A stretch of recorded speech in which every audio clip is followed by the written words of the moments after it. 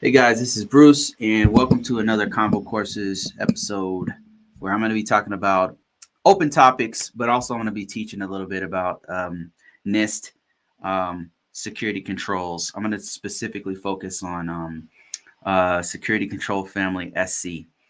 Um, Before I start, you guys should know I have a website, ConvoCourses.com, where I teach. Got a bunch of free stuff out there if you're interested in learning cybersecurity, specifically GRC type stuff. Just so you know, I've been doing this for 20 years. I make six figures. I work from home. It's a pretty good life. I can't really complain about my career. I can't. I'm doing pretty good. So I'm here to teach other people how to do this. Um, and let's get right into this. If you're interested in knowing more about this, if you catch me on this live or whatever, and you kind of like scrolling through or doing whatever you do, you should know on Amazon.com. If you go to my link description below, if you go to, you can contact me in my profile, all that kind of stuff. You'll see that I have books out there, and I've got books on how to get into cybersecurity, how I've been able to do this for so long, what I've been doing. All my secrets are all in this book, and also I just teach. I'll just tell you guys. If you ask me a question, I will answer it truthfully and honestly about how I've been able to do this kind of stuff. And this is the best time to contact me. I get a lot of people wanting me to do like one-on-ones and stuff. And to be honest with you, it's more beneficial for me personally. It's much more beneficial for me to do this because normally if a person has one question about cybersecurity, many people have the same question. So I'm getting the same questions over and over again. It's just better to have this kind of thing where I'm answering one question for 50 people rather than spending an hour with one person asking a question that I could have answered, for 50 or hundreds of people. All right. So, Amazon.com, I've got books there. If you go type in cybersecurity jobs, you'll see my book there. I've also got one called Risk Management Framework. If you're interested in getting the GRC, it's a foundational course, kind of entry level, especially if you have some IT background, if you're interested in making more money with this kind of stuff. I would like to teach a little something today about SE controls. I don't have any notes or anything. I didn't prepare for this. I just wanted to teach this. I just wanted to teach this, so I'm going to do it.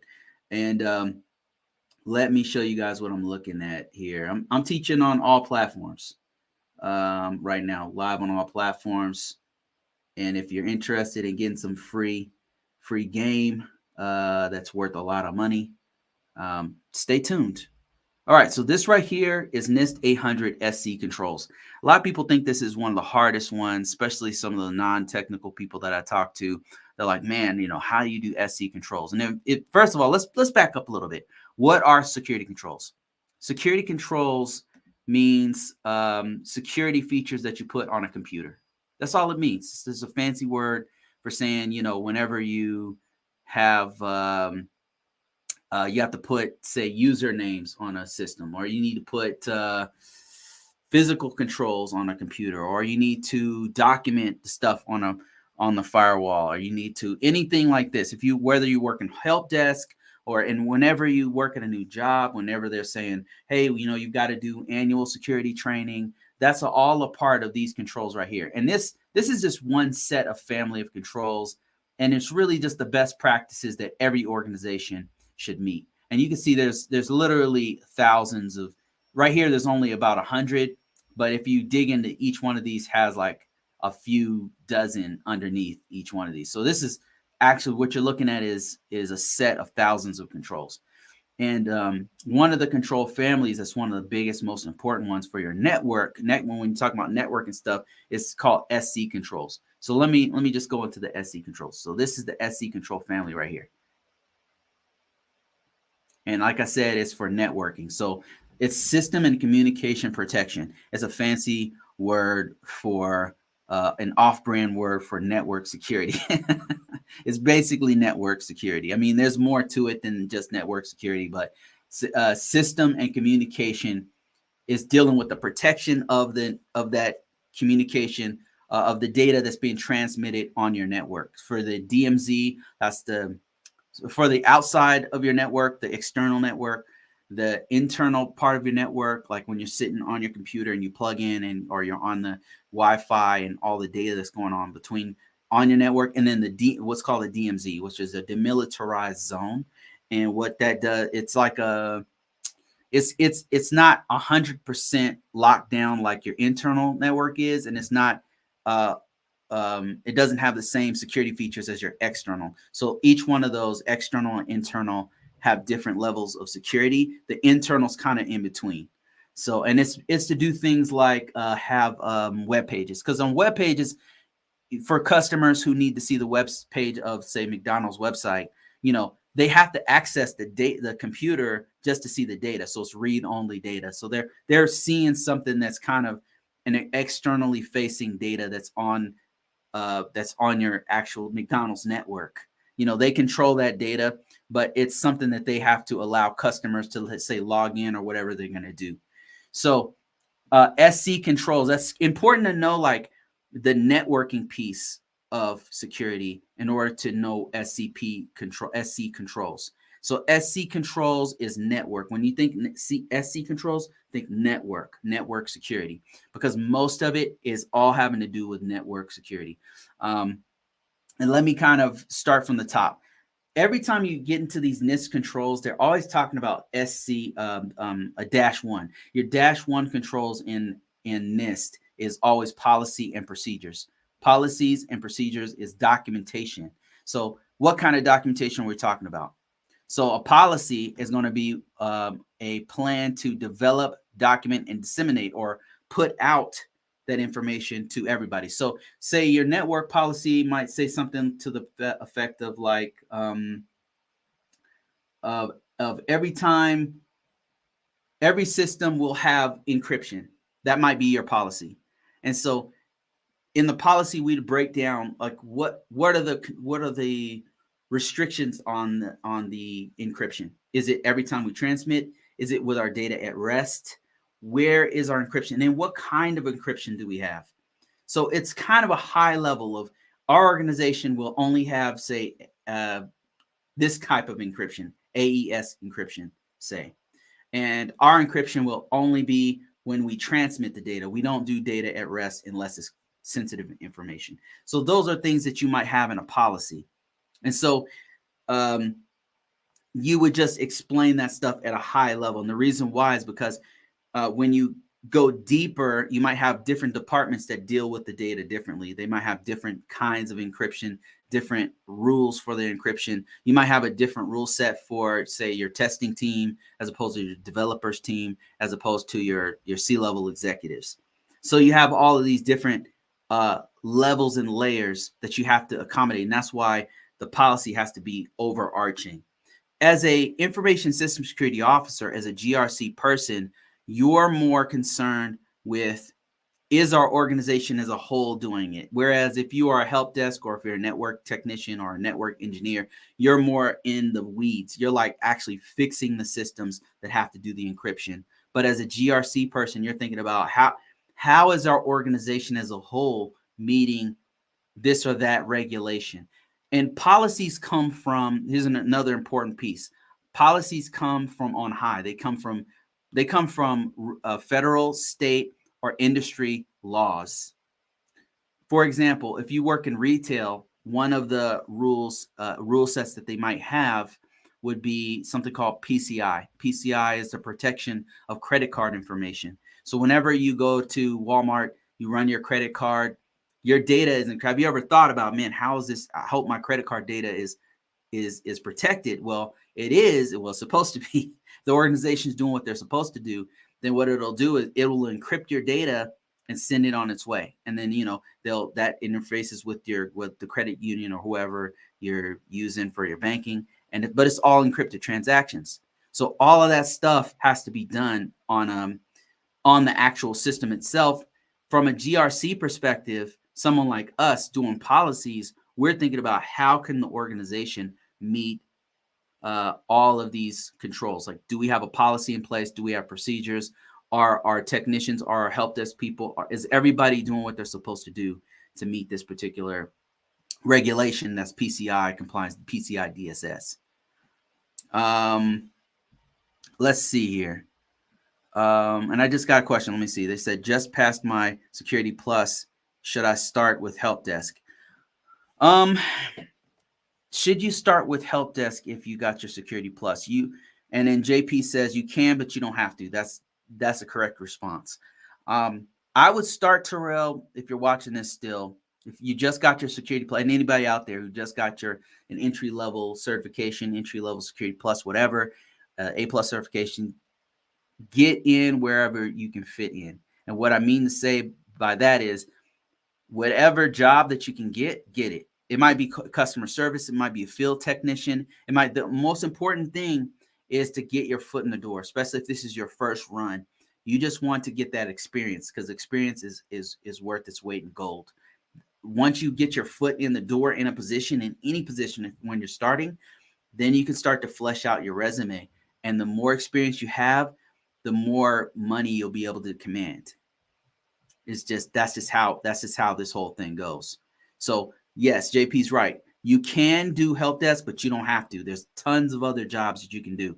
You can do field tech. You can, hell, if they'll put you in, you can even be an associate doing network engineering. You can be an associate doing cybersecurity, wherever you can get in. Like, that's why it's really important to market yourself as a cybersecurity person. Okay, let me see. Let me see if I'm going to ask a whole bunch of questions, and you guys feel free, open topics. You can ask me any question.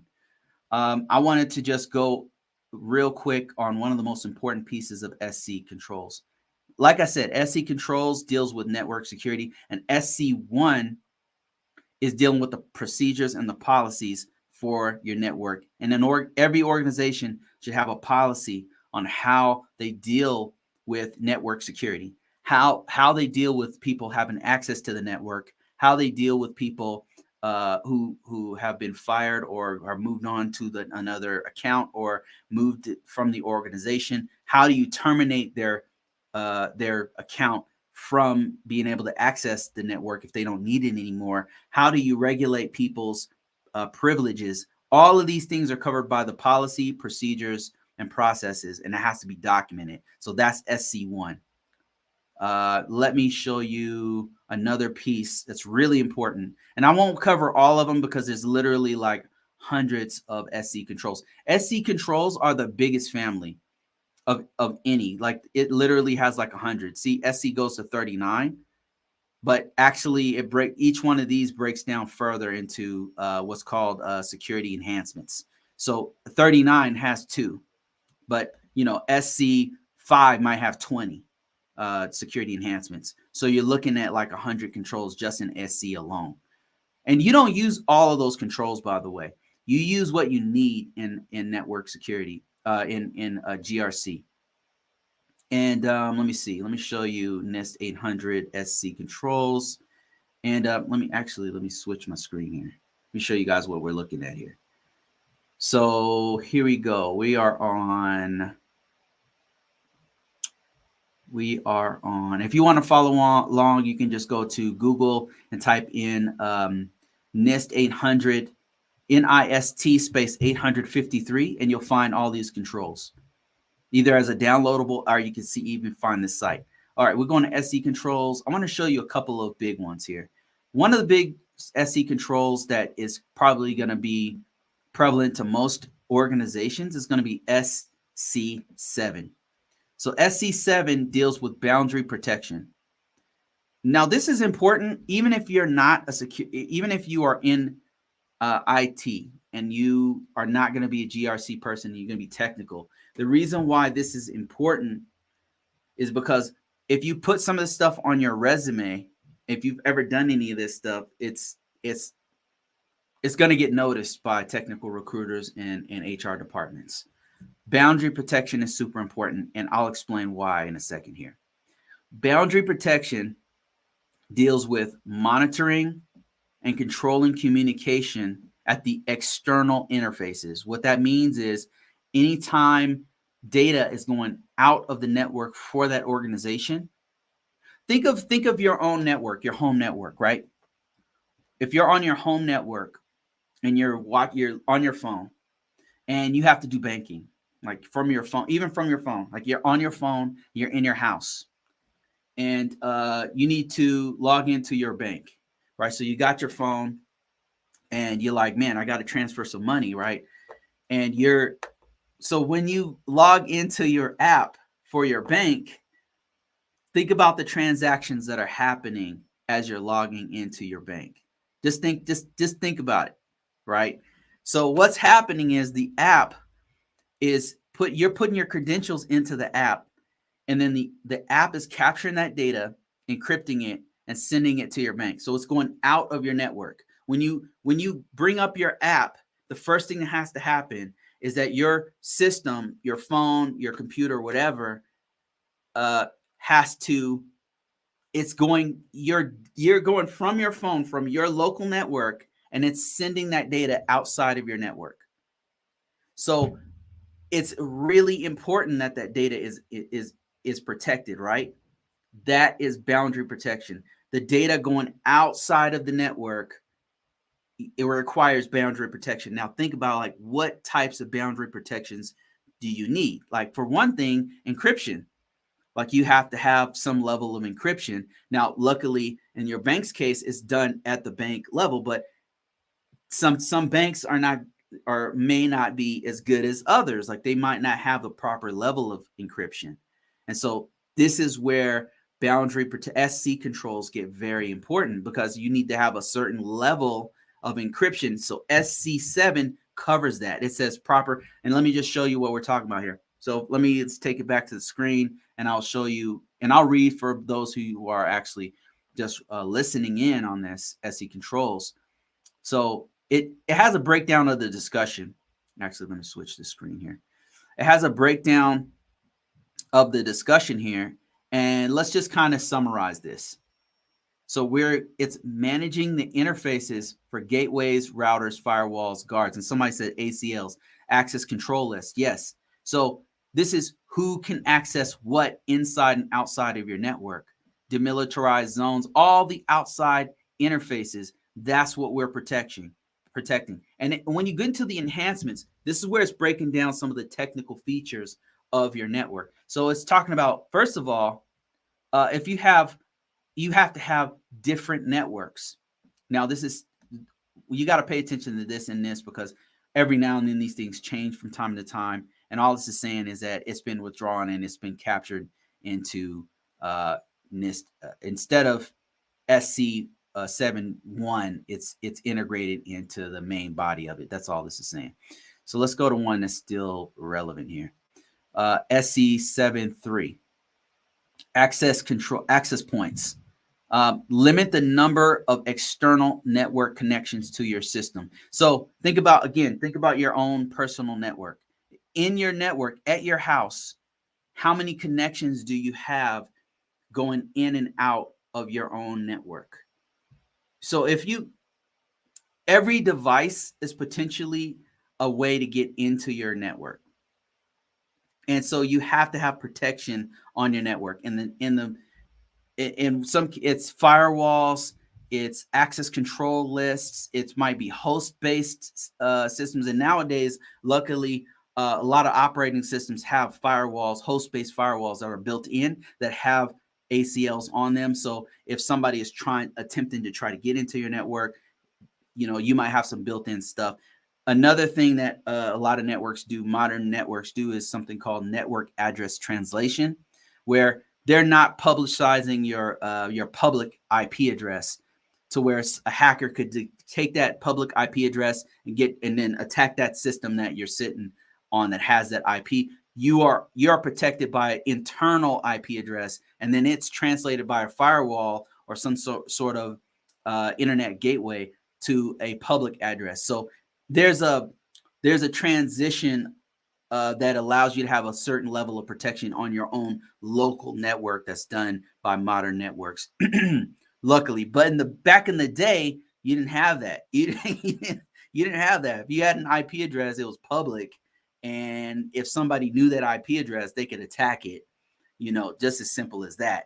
So anyway, in an organization, they do have to worry about that kind of stuff, because when they get IP addresses, they have to figure out, okay, what IPs are going to be publicly facing and what IPs are going to be internal, because you don't need to put every IP on the network on the internet in order to do business.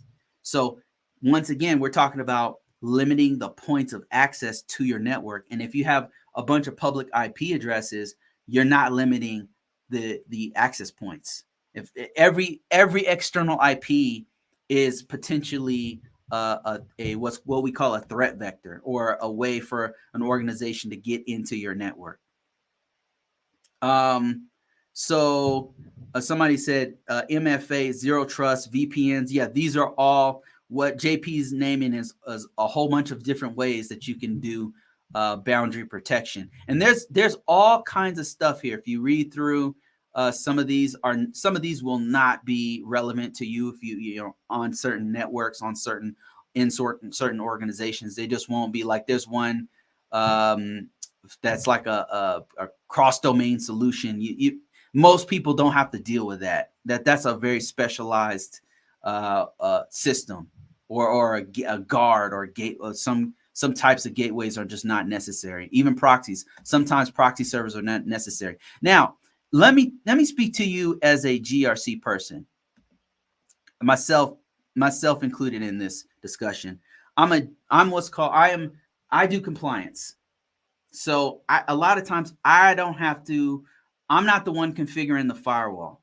I'm not the one doing, boundary protection, route traffic through authenticated proxies. I'm not the one that's actually configuring those systems. Have I done it in the past? Yes, I have. Do I know what that is? I have some idea. But what I'll do is I will talk to my subject matter experts. That means the people who do this on a day-to-day basis. I'll talk to the network engineers, and I'll say, hey, are we doing split tunneling for remote devices? Something like that. Now, I'm not up on split tunneling for remote devices, to be honest with you. I would have to read what product we have that's doing that, and then how that works. I have got to get myself smart enough to go talk to the network engineers to ask the right questions. That doesn't mean I have to be smart enough to configure it. I have to be smart enough to know what the hell split tunneling is for remote devices and why we need to have it. So I'd have to sit down and read about what's going on with that. So SC controls for me, it can be a challenge because there's so many different solutions and devices out there that do it slightly different than the last device. And there's just so much going on with it. A lot of times, I'll be honest with you, I'm going on Google, right? Now, I have to know a little bit about networking to even know where to look. So, but I'm going on Google and I'm doing some research so I can actually be smart enough to talk to my network engineers, because they have the thing about network engineers is that are really technical people is you got to be very specific, almost pedantic. Like you got to break it down for them, because if you're too general, they're not going to know what you're talking about. So with SC controls, a lot of times it's very technical and I have to take it piece by piece. So if we're talking about an external telecommunication service, I can't just go to the network services team and say, hey, I need to know about our external telecommunication services.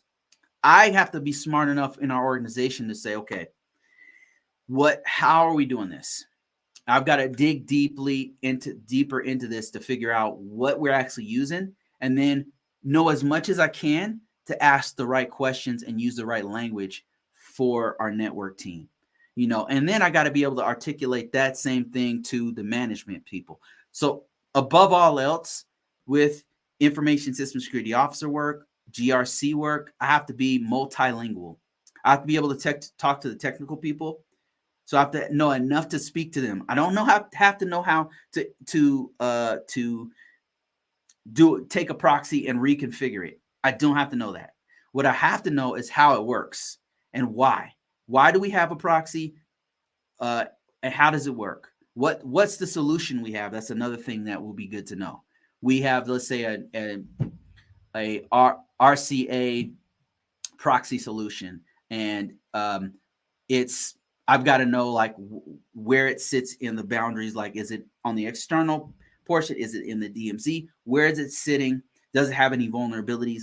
Those are the kind of things that I have to do some research on as a cybersecurity GRC compliance type person. But I don't have to know how to configure it.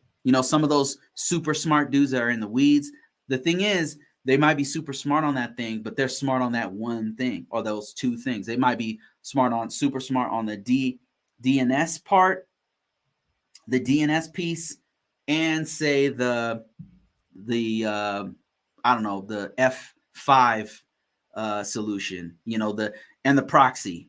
But they're not going to know everything. Nobody knows everything. So us as cybersecurity people, you got to be humble and learn enough to actually speak the language so you can get the required results, which for us is documenting what we have out there and knowing what our risks are.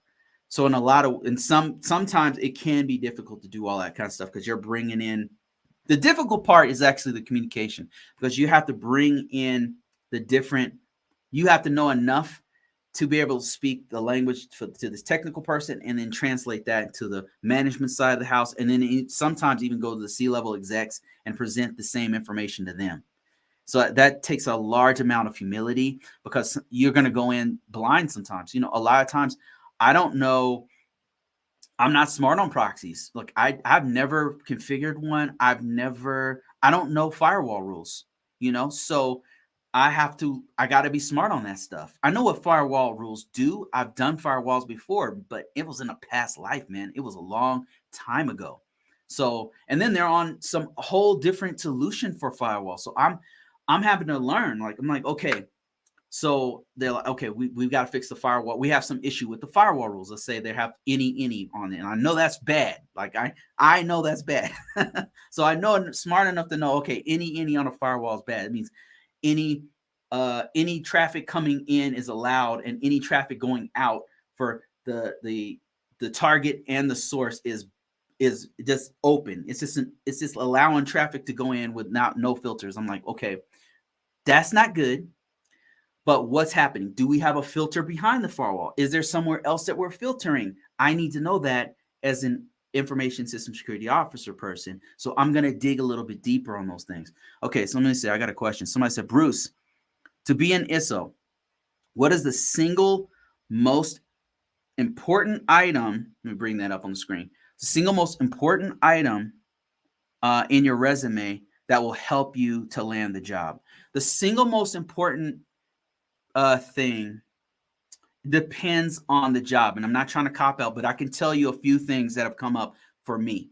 So single most important, and the question is, Bruce, as an information system security officer, what is the single most important thing to have on your resume? And it really depends on the job. And I could tell you, there's been times when having a CISSP was the most important thing to the organization. I'm just being completely honest with you. There's been times when, or Security Plus. Those two are huge for ISOs. The Security Plus and a security CISP are some of the most important. They're by no means the only ones you can get. There's tons of other ones that you could have that will be relevant for ISO. But my point is, there's been times when just my qualifications were the biggest thing. Experience is usually the biggest thing. Hands down, experience is usually the biggest thing. And when I go into the interview, that's the thing that they want to know the most. And it's not necessarily experience like you might think, because it's not all. Sometimes, they want somebody to have experience doing ISO work, but that's not always the only experience they're looking for.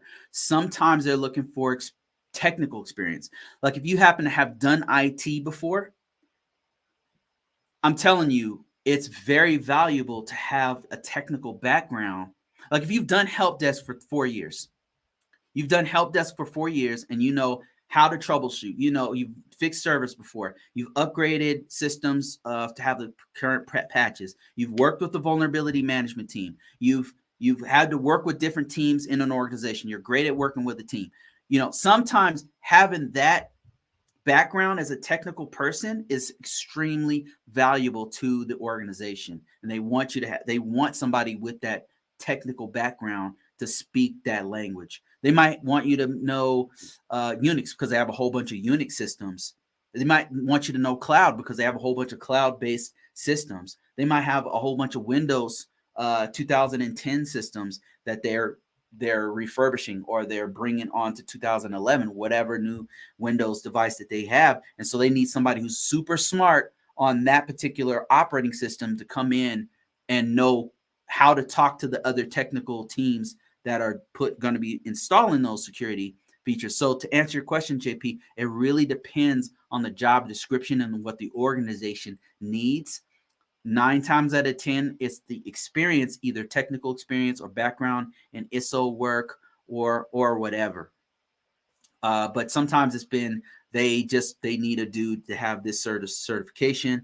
It's been let me see if there's any other things. Sometimes it's been like specifically cloud stuff that they really wanted. Sometimes it was specifically working with the government that they really wanted.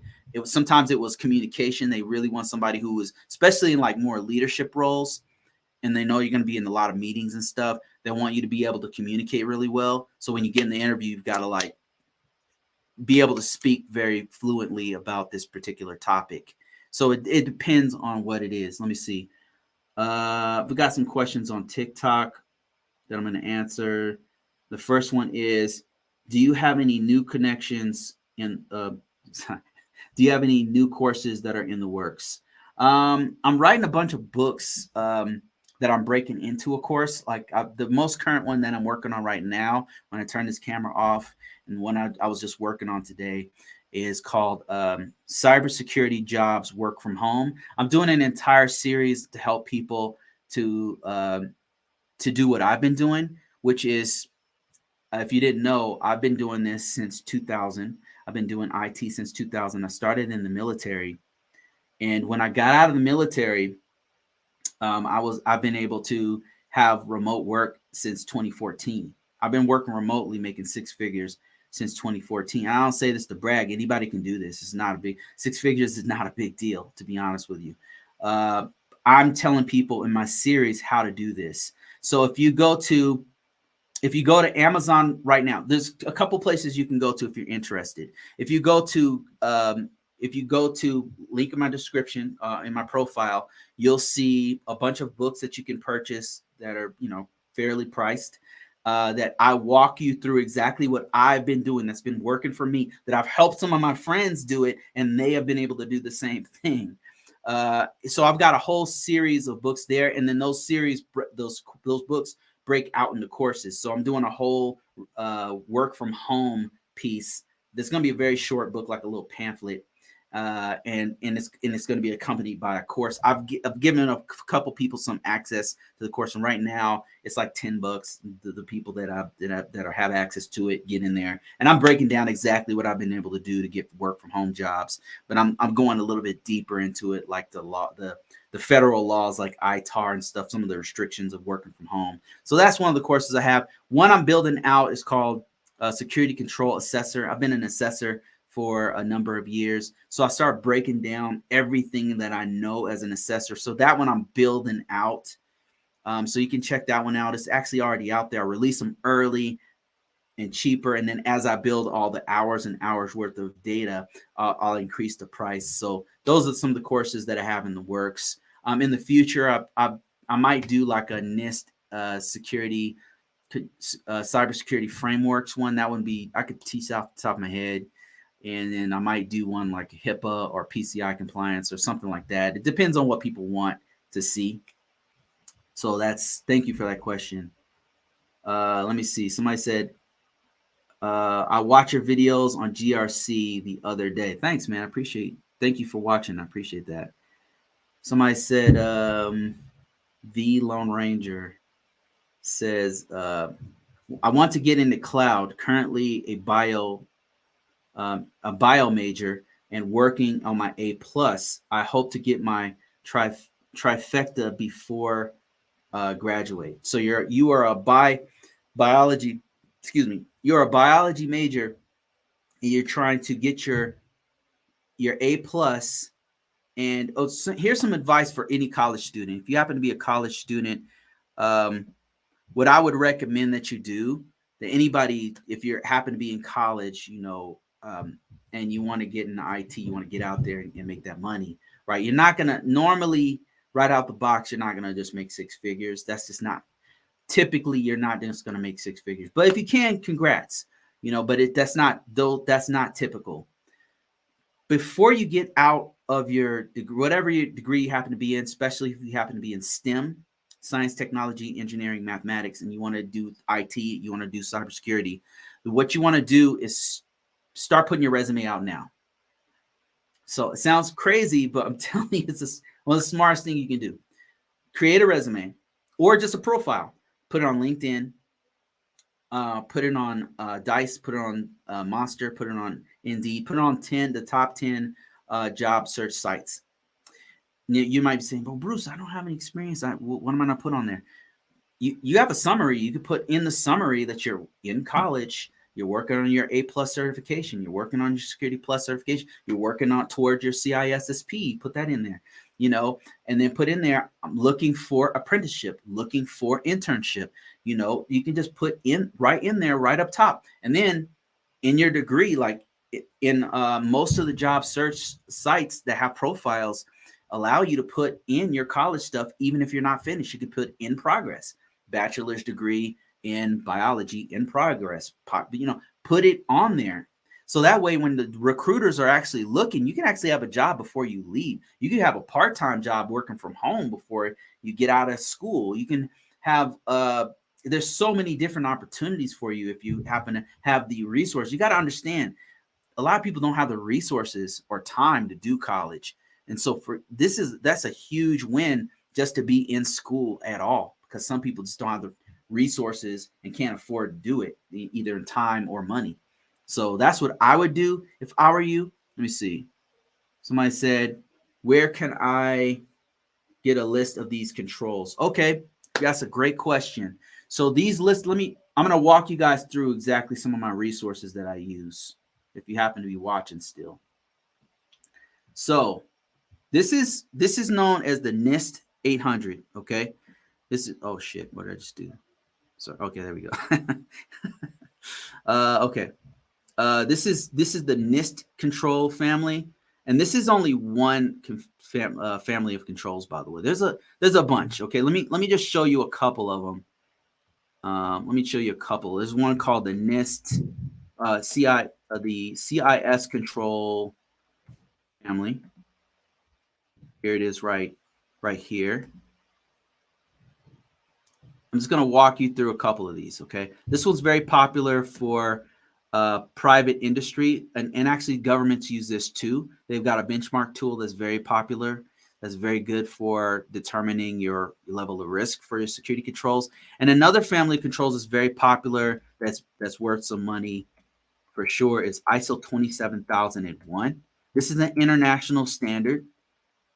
And I don't know what the best site for this one is. We'll go for this UK government site right here. All right. So I'm going to show you these three places right here. Let's start off with the NIST. Okay. So to get to this one right here, there's a couple of things that you can do to find this one. All right. So first of all, let me see if I can give you the actual link. I can't give you the link on here. What can I actually do? Let me see. Okay. Here's what I'll do. Just bear with me here. I'm going to show you guys in a second here how you can find this. What in the heck? Show you guys where. Bear with me. I'm going to show you on the screen here some of the resources. The first one is going to be csrc.nist.gov, and you can also just go to NIST 800-53. All right. All right, so I'm going to show you a link here, just kind of typing it out, and then I'll read it all out to you guys. So here's what here's one of the sites I'm at right here. This is for NIST. If you're looking for the NIST family controls, here's where they are. There's a downloadable. All this stuff's free, by the way. On my course, all I do is break it down in layman's terms and give you specific cases and examples of how to do this if you happen to be getting in cybersecurity as a professional. So, but this stuff is absolutely free. It's just the way they word it is kind of like academia speak, and so it's very confusing. When I started, that was one of my main complaints about the stuff. But this is called NIST. The family controls that if you want to find it, it's called NIST 853. If you type this in right here, you will find a document called NIST 853, and that's what you want to get to. This is the actual link right here of the control, the stuff that I'm looking at on the site, and that site is this right here, csrc.nist.gov. Right, so that's how you find that one. The other site, let me see if I can show you the other one if you're interested in the CIS. Oh, and by the way, before I move on from this one, see the NIST 853 controls. This is mostly for the U.S. government. Now, organizations from all over the world do use parts and pieces of this thing, so it is important to know, and it's very lucrative if you know this stuff. Like that means they're gonna pay you to know this stuff. Like if you know this one, if you cite this on your resume, if you talk about it, if you know what controls are which, and you put those on your resume, you can get some money off of this on your. So you gotta put it on your resume, okay? Even if it's you can even put on there familiar with NIST 853, and that will also help you out. I'm telling you, this right here is money. What I'm showing you right here is worth some money, just the information alone. Okay, so that's the NIST. That's what the government uses. That's what the FBI uses. That's what the Department of Defense uses. This is not top secret information. You know, this is just a framework. Every government has them. Every organization has a framework. We're not saying anything that I shouldn't be talking about. Okay, so another control that's not used as much by the federal government, but is used by many different private organizations, is the CIS family of controls. And so that one, if you want to find this family of controls, you just go to CIS security, CIS security, and I'll show you the link here in a second. CIS security.org. Okay. And so let me show you that link right here. And like I said, this one is used by a lot of private organizations. This, again, if you put on there, you go through and read them. Now, I'm not telling you to lie in your resume. You should go through and read these things. And it's pretty easy reading, to be honest with you. If you learned about CIS controls, you'll find, if you've been doing IT for some time, that you know most of these controls. You've used a lot of this stuff before. You just don't know the names of it. And that's all I'm doing is telling you guys the names of this stuff. So just read through this stuff, man. They've got a bunch of tools and resources for you. And I'm looking for the breakdown of the actual control families where it's got so many downloadables and templates and all kinds of stuff for you to use. But let me just show you the control. These are the control families right here. And it's very similar to the NIST. If you know one, you kind of know them all. So when I was showing you all these controls and how it breaks them all down, this has the same thing, but it's like a stripped down version that gets straight to the point. And then you got the ISO 27001, it was right up there with the NIST. It's probably even better than the NIST, to be honest with you. But it breaks down the control families too. And so if you want to find this, just go to Google, type in ISO 27001. In fact, here, let me just write down one of these resources for you. So this resource is the one I'm looking at here on the screen. It's coming from the UK's government, because the UK is the ones who originally made ISO 27001. Very, very well done, very well thought out. And here it is right here. But if you type in just ISO 27001, you'll find all those controls. And it's very similar. Like I said, if you know one family of controls, is really just the security best practices that every organization should be using. And so if you put this, you cite this on your resume, you read through like the basics of it, you'll be like, oh yeah, I've done malware protection before. You could say something like that you implemented antivirus software on 2000 systems using CIS control family, whatever, using ISO 27000 controls, using NIST 800, something like that. And you will get people asking you about this on your resume. So I hope that helps you. All right, let me see. Let me see if I have any other questions here. Somebody said, where can I find this? Okay, we read that one. How many certifications do you have? How many certifications do you have? I've got quite a few certifications. Certifications, by the way, is no measure of a person's level of knowledge. You know, it just tells you how well they take tests, to be honest with you. I've got CISSP. I've got IS2 CAP, which is NIST 800 based. I've got I've had the CCNA, Cisco CCNA before it's expired, long expired. I've got Security Plus. I've got the old Security Plus that doesn't expire, and I had the other one, but I let it expire. There's no need for me to continue it. I've got the CISSP, so I had so 2 versions of Security Plus. I had Network Plus, which didn't do me much good, but it was good for learning. I've got a bunch of vendor level certifications that I had to get at certain jobs. I got I don't know, Recorded Future. I've got I don't know, I got a bunch of certifications, but it's by no means a measure of how much a person knows or how skilled a person is. That's what you should know about certifications. A lot of people put some weight on it, and I would argue that people who are not into this industry, they're the ones who tend to like really focus on certifications more than they really should. The focus in the beginning should definitely be your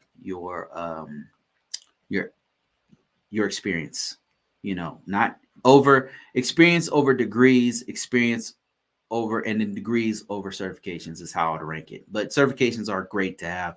CISSP is really, really good to have, to be honest with you.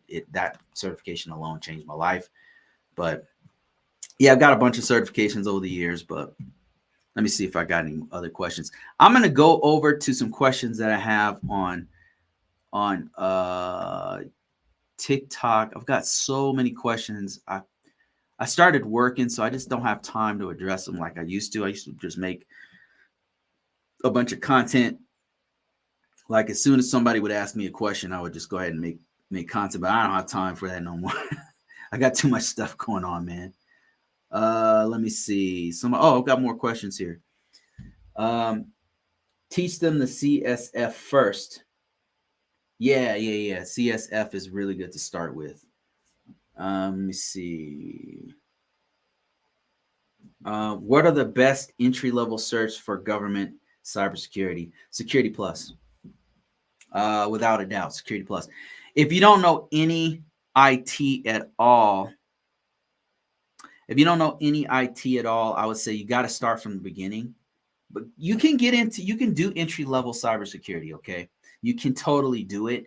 But if you don't know basic IT, you got to know. You're not exempt from knowing IT stuff. So if you don't know anything, you need to start from the beginning, which would be information. The one I started with is called CompTIA A+ certification. So I would start with that one.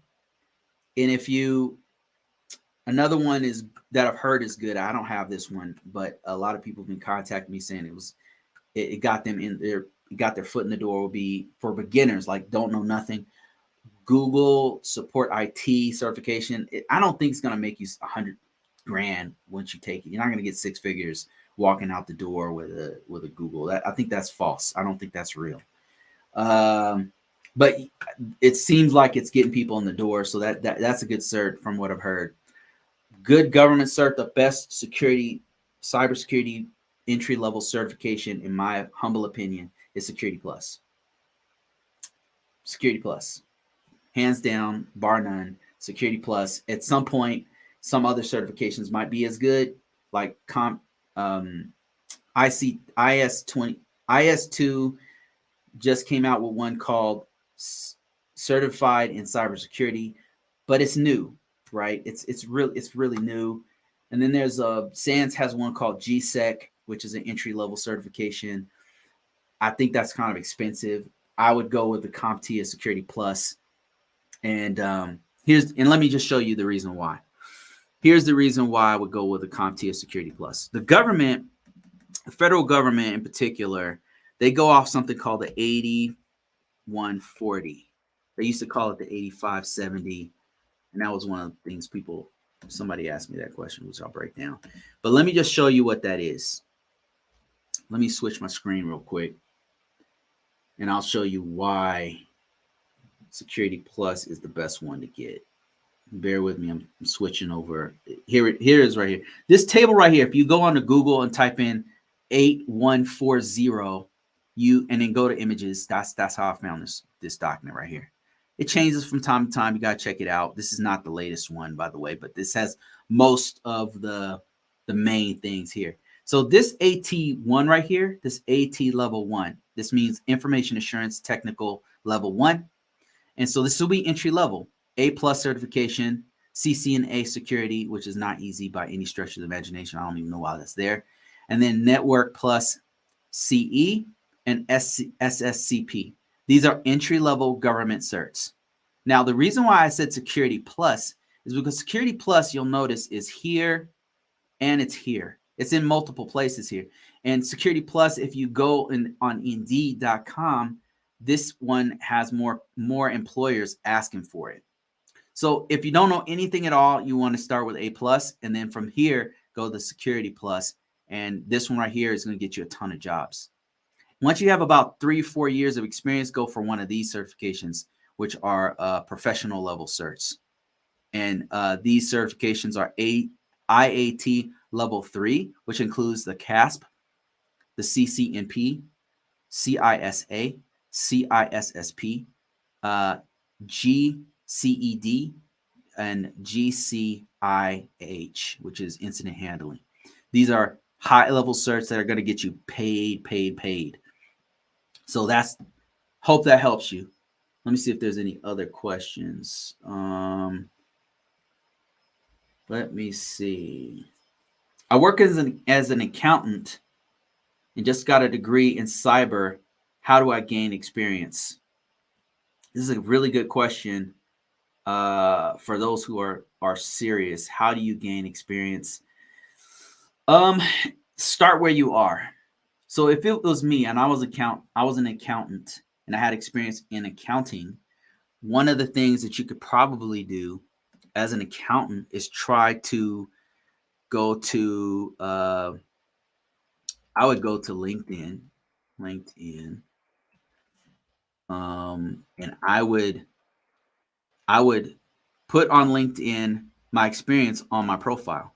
So I would fill out my profile and put my accountant information in there, and I would shoot for a IT job, an entry-level IT job in finance sector, because the financial sector has a lot of jobs. Let me show you what I mean here. If you go to, let's say help desk, right? You want to start from the beginning. So let's say help desk. And if I went to, watch this. So you can filter, we're looking for a job, and you can look for industries. If you have extensive experience inside of the financial sector, could go for a job in, let me see if I can find the sectors here. Companies. Let's look at all filters. So what I did was I'm on LinkedIn and I looked at all filters. Just click this right here, and you go down to industries. See this? It says industries. And then you can search for financial sector. Let's see. Financial sector. There's pharmaceutical. There's one right there. That's financial services. And let me see. There was another one here that maybe I'm missing. Business and probably IT. So what's cool about this is that there's something called the Big Four. And let me see if I can find one of them here. The Big Four is a bunch of accounting firms. And these are, and I'm not seeing them here, but these accounting firms are, and you may have heard of these, Price Waterhouse, KPMG, I think is one, Ernst and Young, and then there's one more that it's escaping me. But there's like 4 different organizations, 4 or 5 different organizations, and they are very big with cybersecurity. If you have an accounting background, or if you have any kind of financial background and you happen to have some cybersecurity under your belt or some kind of IT under your belt, you actually have a leg up on a lot of people because you know the lingo, you know what they're looking for, you know, you have a certain level of experience in the financial sector that's going to get you ahead of the game with somebody who's coming in with who doesn't have that experience. Myself, for example, I've worked with some banks and some financial institutions, but you know, I have not done any Sarbanes-Oxley. I haven't done any kind of, I don't know their accounting rules and stuff that they might have that is specific to your industry. So what I would do if I were you, if I was an accountant and I was trying to get in IT, I would put that on my resume. I would leave all my accounting experience in there, and I put my cybersecurity stuff in there. And then I'll right on the top in the summary, I'd put in there what certification I had, and then I'm looking for a job in cybersecurity. That's what I would do. And you should be able to get a position. You know, if you keep looking, if you're aggressive about it, keep looking, you should be able to find a position doing in one of those industries. You know, so that's what I would do. Let me see if I answer your question. Work in accounting, and I just got a degree in cyber. How can I gain experience? Yeah, so you want to start from the bottom. That's the thing. So start with like a help desk or customer service or one of those topics, technical customer service, something like that. Look for those jobs to get your foot in the door. Another thing you can do is if you're in a job right now, is start working on try to see if you can work on your organization's IT department. And sometimes you'd be surprised. Some organizations are looking for internally. They usually headhunt internally for positions. Look for positions inside the company to do some work in IT. That way you can put that on your resume to get that experience. So that's 2 different things you can do right there off the bat. If you happen to be in school, the same thing. You can work at your school and ask them if you can help with the IT department. Ask them if you can help them image computers or something. That stuff you can put in your resume. You can put work with University of Kentucky to image 15 computers. Boom, you've got something on your resume from a reputable organization. So those are some of the things you can do as an accountant with experience in accounting and gaining experience in IT. Hope that helps. Did any of your accounting deal with fundamentals of auditing? That's a great question. Oh my, who is this guy? Sea Turtle Lemming. Wow. So this dude right here asked a great question because a lot of financial institutions, they're really big on auditing. They're really big on auditing. As a matter of fact, look up a certification called the CISA. The CISA certification is highly sought after in financial institutions. CISA and CISM. Let me show you what I'm talking about. So CISA is called ISACA CISA. This is let me show you my screen here. So let me show you what I'm talking about. So ISACA is a certification that deals with auditing. The CISA, here we go. Let me just kind of read to you. Some of this might sound familiar to you, as a matter of fact, because this is what Ernst and Young and Price Waterhouse and all those big four auditing companies, and this is one of the biggest certifications besides CISP.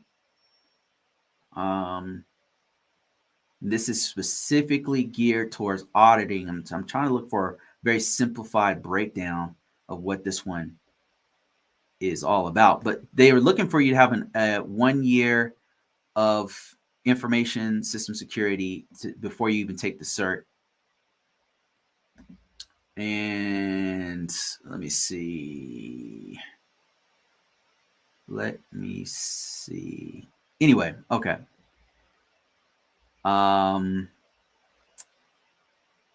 Let's see. This is all just freaking marketing jargon, man. Why don't they? It's weird how they're not breaking it down clear. Okay, I might be on the wrong part of this site. ISACA's website. I'm looking for their certifications. Maybe they have a better site, a better page on this. Certified Information Systems Auditor. So this would be a great one for you to do. A great direction for you to eventually go in, I should say, because this is not a low-level certification, but as you can see, you're going to be paid with this one. CISA is incredible, and it's really highly sought after in the auditing world, and specifically in the financial world, financial sector. So this would be a great complement to your accounting. You would want to put that on your resume as well. Okay, somebody said, I'm working on the Network Plus now. Could certs qualify you for government cyber jobs if you don't have a bachelor's degree in them? It depends on the job. If it depends on the job, let me show you what I mean here. If we go to Indeed.com, one of my favorite job search sites, it's just straight to the point. And if I was looking for a job in we already did this like a week ago, and we were looking for jobs for CompTIA Network Plus. I'm just going to be honest with you, okay? Let me just let me just be honest with you about the Network Plus. I have a Network Plus. Okay. Let me just tell you. I'm just going to be perfectly honest about the Network Plus. Network Plus is good to learn if you really are starting off from scratch with networking. Okay. It's the fundamentals of networking. Is it marketable? No, it's not a marketable certification. I'm just being completely honest with you. Not a lot of employers are looking for it. They're looking for the A plus certification, the Security Plus certification. And should you take it? If you're a beginner, absolutely go ahead and take it. Yeah, go ahead and take it, and then go to the next one. And the next one should be Security Plus. And let me show you why I say that. I'm not trying to look. I have the Network Plus. Okay, I'm not trying to tell people not to take it at all. It's a great start, but to be perfectly honest, it's just not something that people are looking for. So let me just show you here how many jobs came up. 8,000. That sounds pretty good, right? But what you'll notice here, we looked this last week, is that not many organizations are looking for it. And your question specifically was, can you do this without a bachelor's degree? And what you'll find is they'll look for a CompTIA Security Network Plus. Government jobs are usually going to ask for either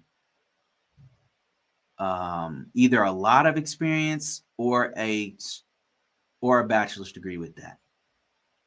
So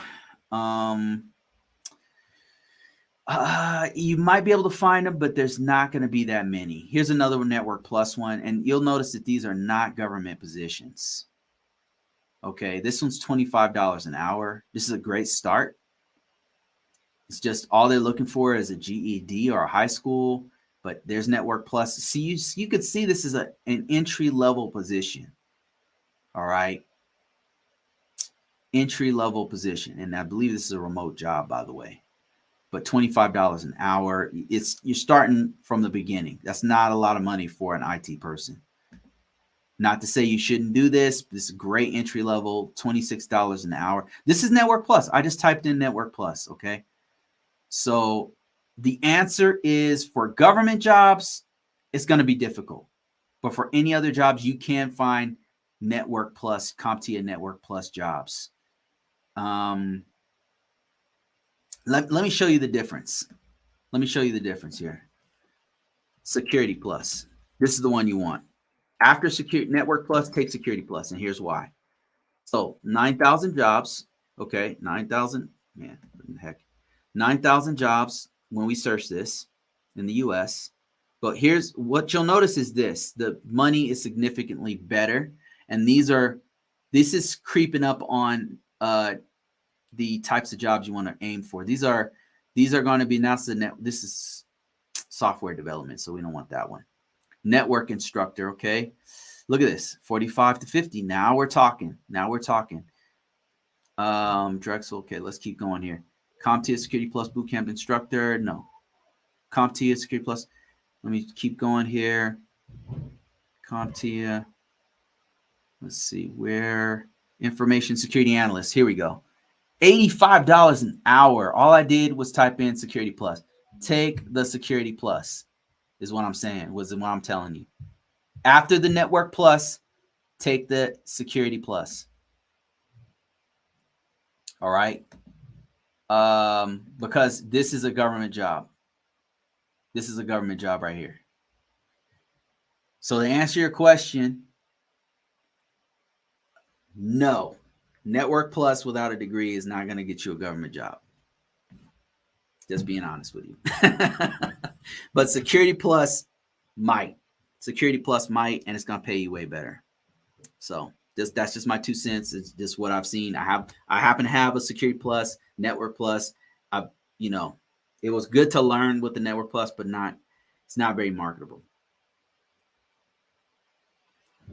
Let me see. If you code, go contribute to open source security. Man, thanks, Sea Turtle. Man, he's answering some questions. That's awesome. We can't see it. Oh, sorry about that. Camera is too close to the screen. Oh man. I wish there was a way for me to do this on TikTok, but TikTok's not very. I don't know how to show my screen directly on this. I'll figure it out. Security Plus, how much did you pay for the state exam? Security Plus isn't that expensive. I mean, I took it a long ass time ago, so when I took it, it was like $150 or something, but now it's like $300. Security Plus, how much does a Security Plus cost? I want to say it's about $300. How much for Security Plus? Anybody know that off the top of your head? I don't remember how much it is. $370 for the exam. A CompTIA Security Plus as of 2022 costs about $370. So, and I just got that off of CompTIA's site. I don't know if that fluctuates. You might be able to get a voucher or something like that. So it might be cheaper or more expensive depending on whether you go to a boot camp or something like that. But that's the price for it. Let me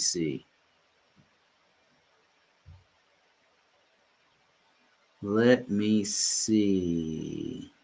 Deloitte. That was the one.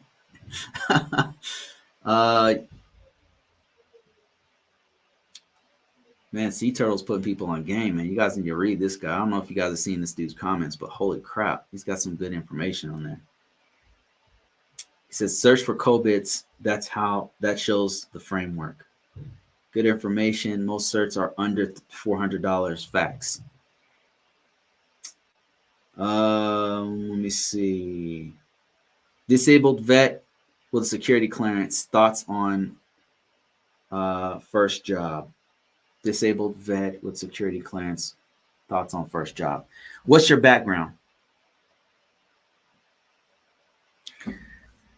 And as you're typing that, I'm also disabled vet, and also got out of the military with a security clearance. I can really speak on this, but I need to know your background so I can show you like the best place to go.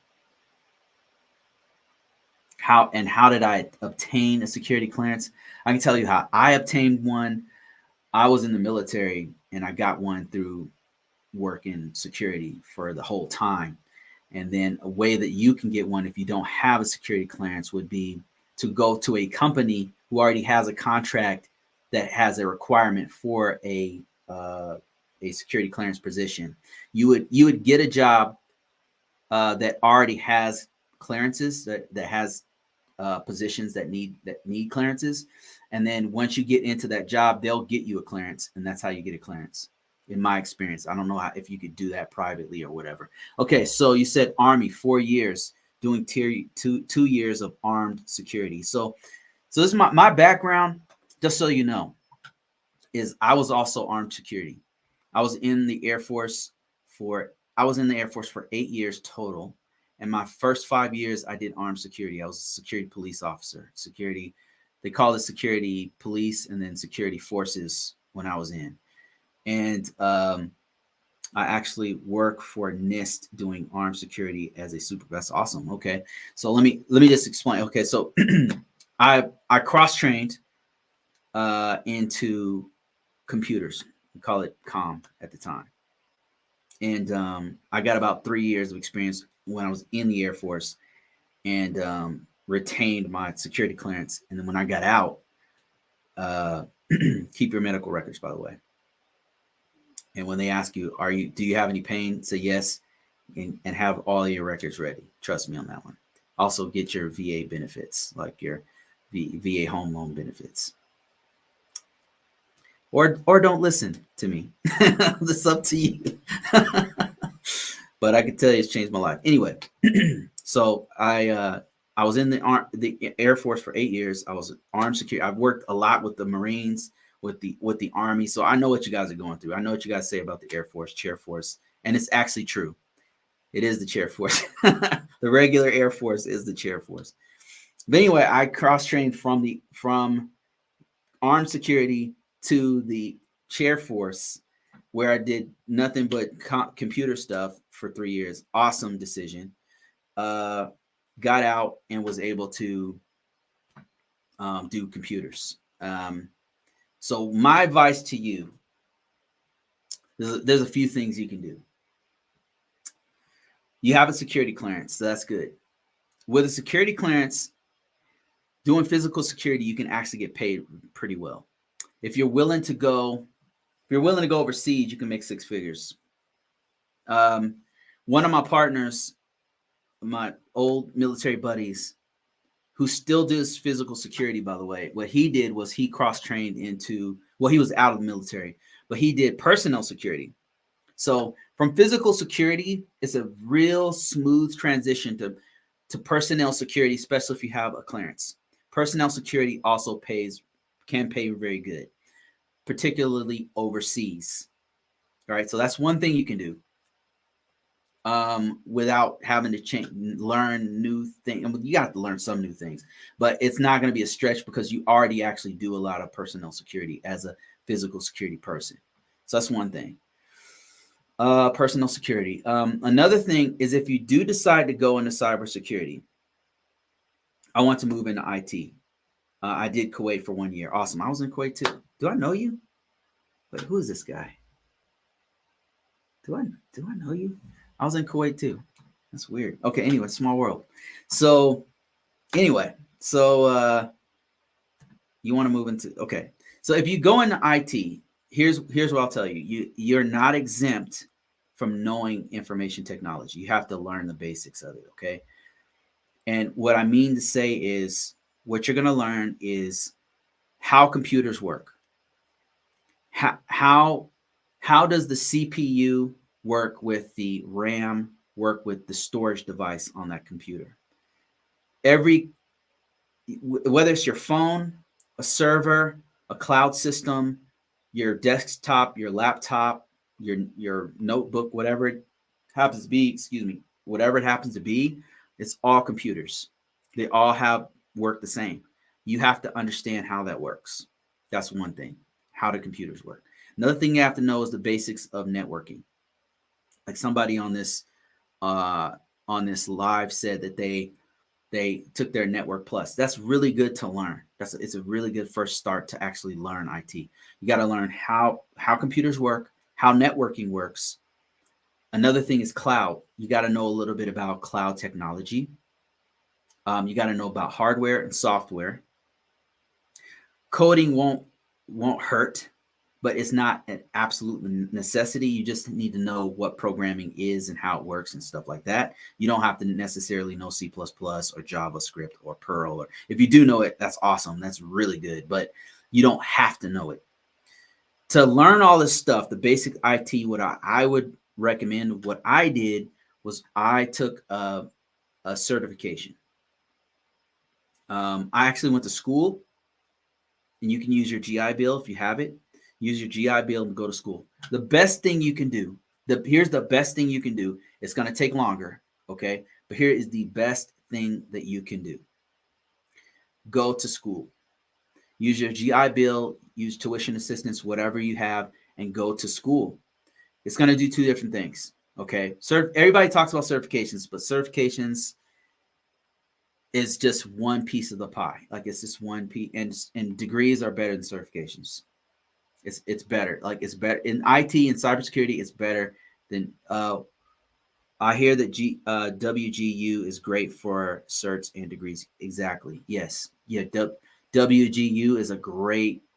That would be a great plan. If you can get the GI Bill to pay for your WGU.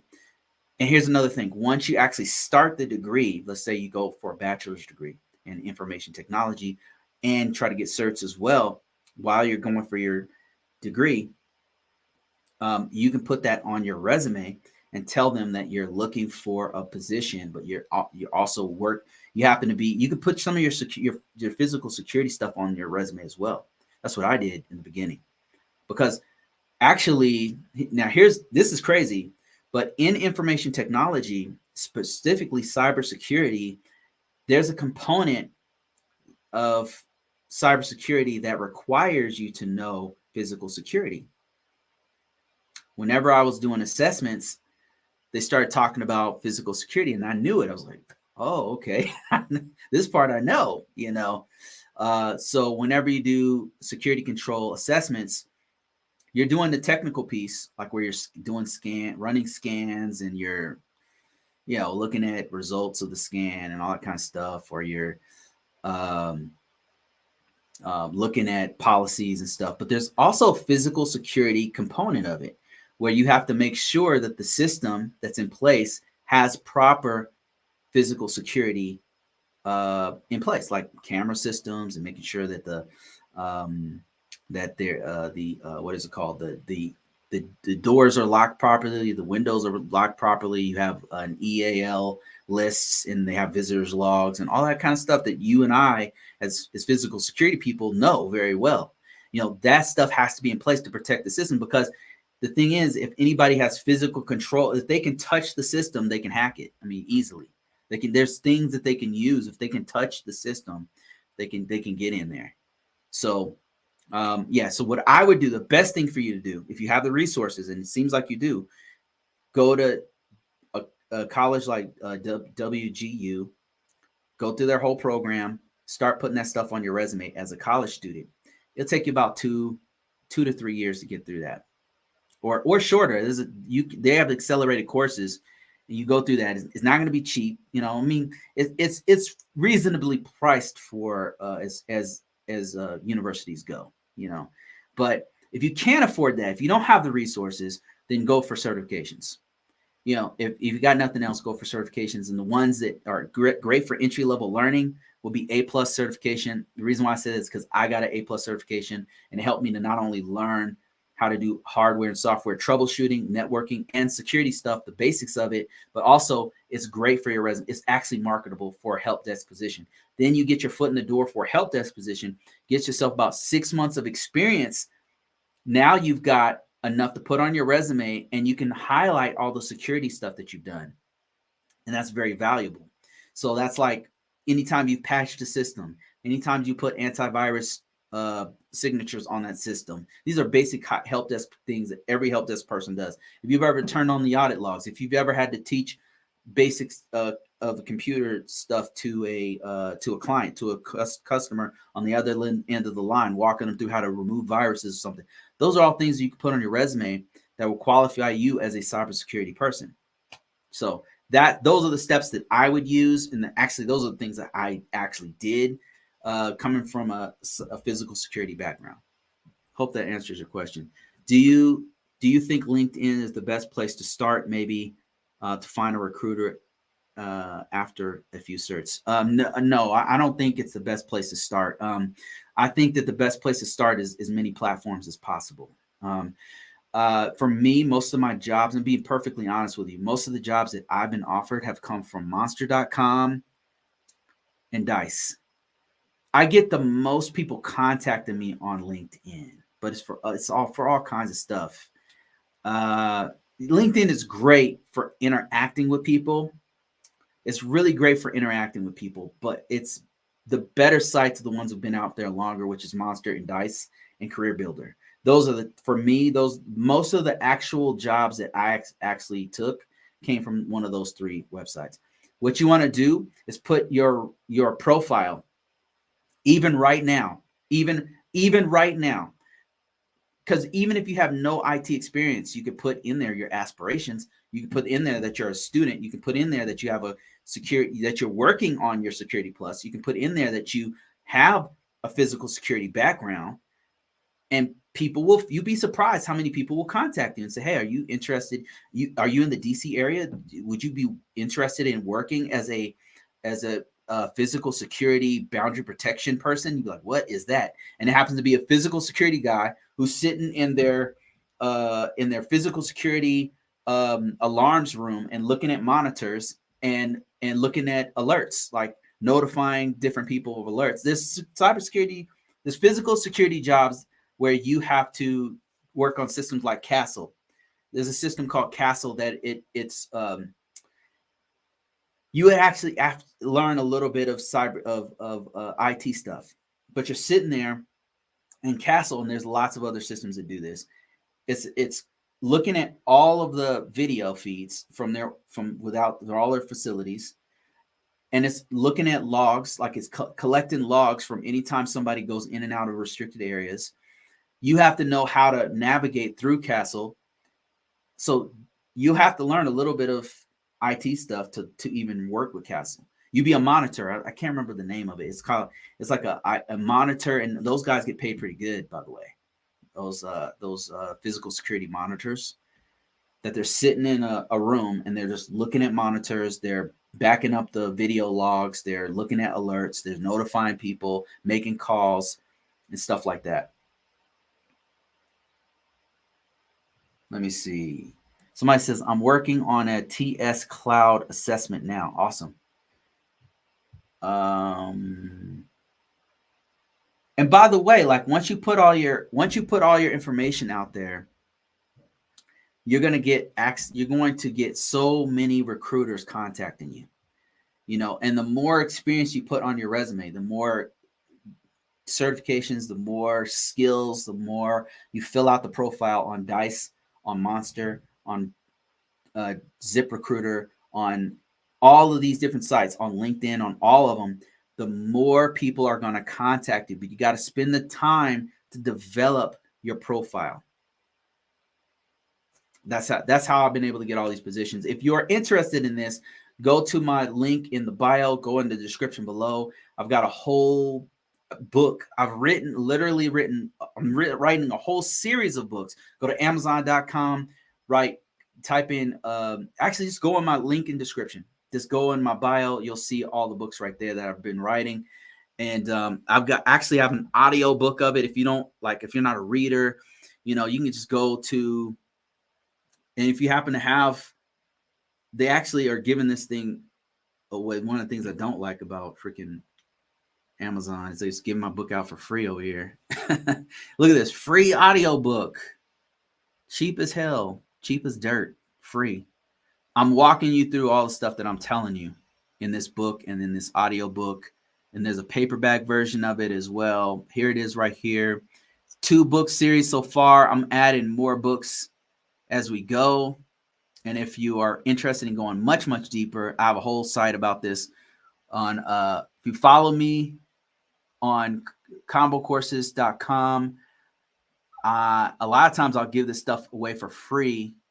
As a matter of fact, the sample resume that you can download for free, all you got to do is sign in and you get these sample resumes now, not templates, sample, like it says that it has the actual verbiage you want to put in your resume. If you're super into this and if you are serious about this, I have courses that are walking you through it, and you ask me questions just directly on email. You bought the course, I will look at your resume, I will help you out with this stuff.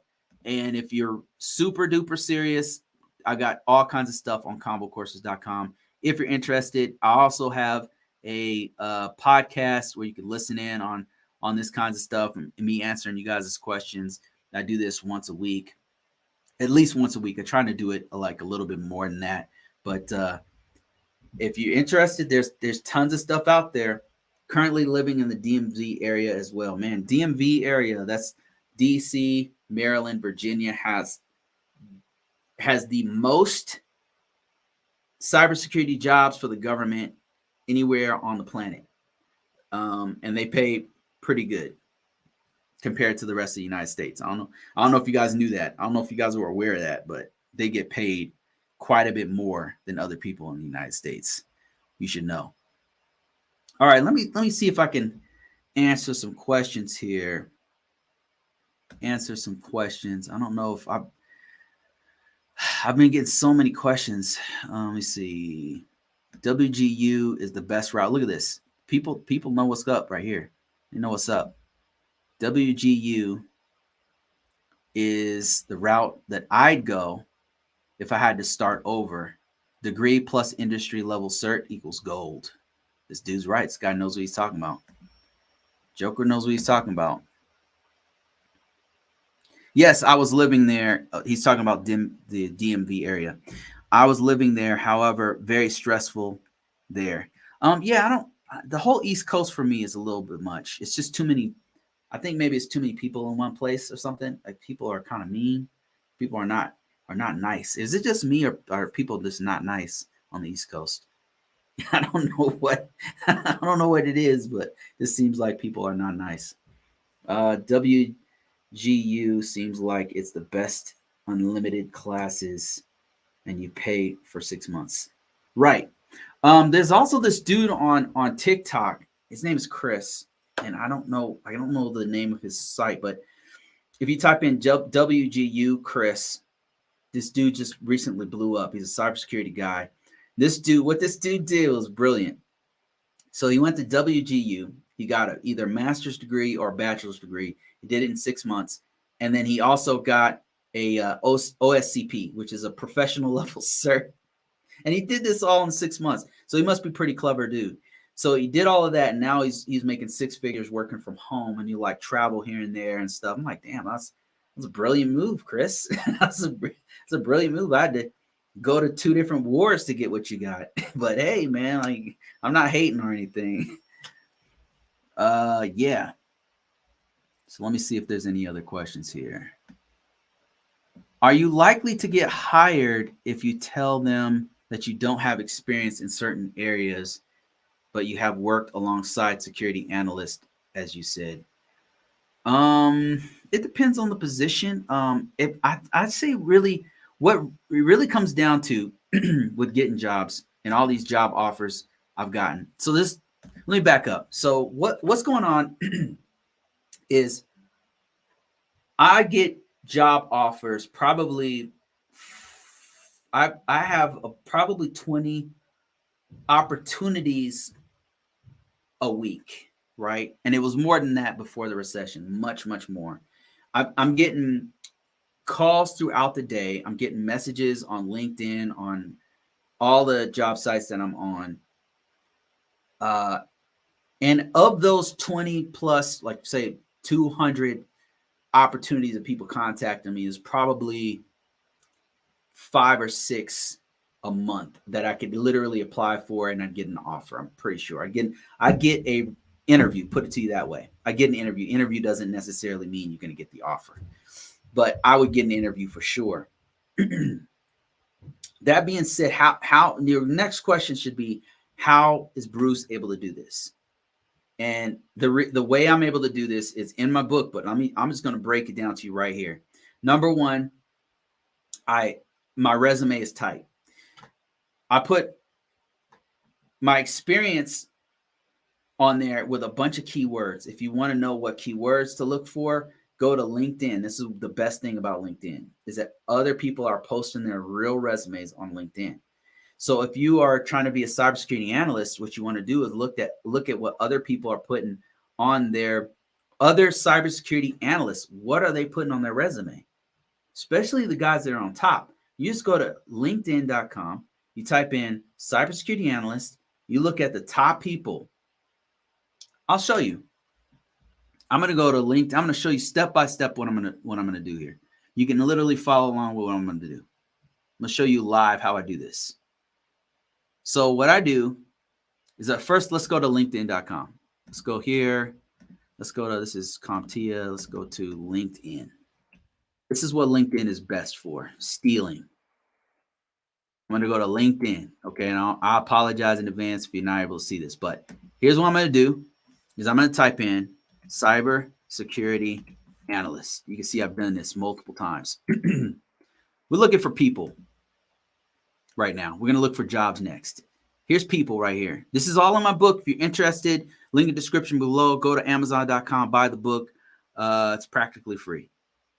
Walks you through exactly what I'm telling you. So see these people on the top? There's a reason they're on the top. The algorithm is choosing them. So what you have to understand is that means that recruiters, when they are doing the same search we're doing, they're seeing these people pop up on the top. Now, most of these people have jobs. Most of these guys have jobs already. We want to get in there too. So what we're going to do is we're going to go to this person's profile, and we're going to look for what they're putting in their resume. Now, not everybody fills out their resume properly, or sometimes they have it on private. So this person has a lot of their stuff on private, and their resume is not filled out at all much. So let's go to the next person. So something is happening in that. You notice, look at this. Right away, you see that they put this right on top. This is right on the top of their profile. You want to put this stuff in your profile. All right. So let's look at this person's resume. What I'm looking for is lots of keywords. Now, this person has a lot of their experience in there, but they don't have a breakdown. I think that they put some of their stuff on private. So let's go to the next one.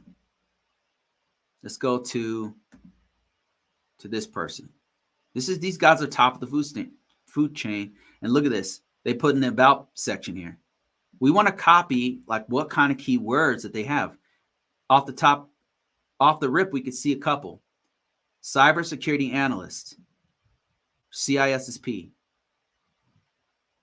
Cybersecurity specialist. This person has a security clearance. These are some keywords you want to have on your resume. If you have these things, these are valuable to employers. Cybersecurity analyst. Now this person is fully filled out what's on there. ISO. I'm seeing keywords as I'm reading through. I'm seeing keywords. This isn't the best resume in the world, but one thing that this guy has is a bunch of keywords all over the place. All over the place. And that's why this person's ranked in the top 4 of LinkedIn. You want to have this kind of stuff in your resume. This will give you an idea. Now, if you are like, well, Bruce, I don't have this kind of experience. If you look through this enough, you will see things that you have done in your career. And at the very least, if you happen to be a very new person and you're trying to get in this field, this is going to give you an idea of what you should have go for on your resume. This guy has security plus. He put network plus on there. This person put that they have 14 years of aviation experience. That has nothing to do with IT, but it tells you that this person is a technical person. So that's relevant. That's relevant. Like somebody earlier asked, like, hey, Bruce, I'm an accountant. Actually, you might think, well, an accountant, what does a CPA have to do with cybersecurity? Well, it's a lot, because if you happen to be in the financial sector and you've done audits before, that actually will help you quite a bit. And you can go for a CISA, or you can go for a Security Plus, and that'll also help you. So there's things that you can do and put on your resume, like this dude has done. A very smart move to be marketable. So that's what you're going to do. That's the first thing you're going to do. Tighten up your resume, okay? Once you've tightened up your resume, you've got it chock full of keywords. What you want to do is market yourself. And the way you market yourself is you're going to put yourself on LinkedIn. Let me give you an example of what I've done on my LinkedIn page. So what I do is I fill this whole thing out. I fill out every aspect of my, and you don't have to go crazy like me and put like I'm posting every day on here, and you don't have to even do all that. But you need to put an about section. You need to have your experiences on there. You need to fill out your experience and put keywords in there. You need to fill out, and if you're one to know like how you do this, it will tell you, like it'll walk you through all the stuff that you need to put on your profile. You need to do this on LinkedIn, on Dice, on Monster, on Career Builder, on ZipRecruiter, on at least 10 different sites. You put your profile on all 10 of these sites, and I guarantee you will get more people contacting you than you know what to do with, especially if you have experience in IT and you're putting that stuff in there. So that's what you need to do. That's what you need to do. And if you're interested in getting a bunch of different people contacting you and a bunch of different opportunities, that's what I've been getting, because I market the hell out of myself, and I've been doing this for years. I had no idea I've been doing all this stuff the correct way. But my results have been speaking for themselves. So that's what I've done, and I'm encouraging you guys to do the same. If you're interested in going deeper with all this stuff, then go to, let me show you what you need to do. First thing you can do, if you want to go super deep, go to ConvoCourses.com. We've got a ton of stuff there that you can look at. Free stuff, by the way, lots of free stuff. All you got to do is the price of signing up, that you get a whole bunch of free downloadables. My resume, I literally put sample resumes that you can download for free, sample resumes with a quick video and a breakdown like I'm doing here about why I put the stuff in the resume and what you're going to download for free. There's like 3 different sample resumes with real stuff, one of which I use to get jobs all the time, job offers. So that's one of the places you can go to that has a ton of free stuff. If you're serious, you can get the course, interact with me and stuff like that. If you're on a cheaper budget, smaller budget, go to Amazon.com. Type in, you can either type in Bruce Brown and find me there, but it's a pretty common name. So you probably want to just type in security jobs, cybersecurity jobs, and you'll find this book right here. This book right here. This book has 2 different series in it. There you go right there. These both have audiobooks. Audiobooks are pretty cheap, and sometimes you can get them for free if it's the first time on Audible. They're like a 2-hour book, 2-hour read, 1 to 2 hours. Get you right through it. That's one thing you can do. If you're into risk management framework, if you want to learn more about the stuff I was talking about earlier, you just go do this. Go to risk management framework. Actually, it's called RMF ISO, and you'll find these books right here. These are my books. I've got 2 books in the series right now. I'm working on a whole series of books. Like it's going to be, this one's going to be, I think I'm going to stop at 3. I'm working on another one called Security Assessments. So that one's going to be a part of this series right here. It's also have audiobooks as well. And you can also get them directly from the site ConvoCourses.com, where there's downloadables and some other stuff as well. JP says CAP certification is all risk management framework. Yes. Yes, it is. I have the CAP, ISC2 CAP, and it's all about NIST 800 risk management framework. Specifically, the documents are, the ones you're going to read are NIST 837, FIPS 199, FIPS 200, NIST 830, and there's a couple of other ones, but those are the main things that it focuses on. Teaches you the 7 steps. Yep. And who does what. Yep. It talks about the stakeholders, who's involved with each part of the process, and which documents are used for the SSP, which is System Security Plan, and SAR, which is a Security Assessment Report. And it also has a SAP, Security Assessment Plan, and a POA and M, which is Plan and Action and Milestone. So those are all things that some of the terms that you might see in the CAP, ISC2 CAP.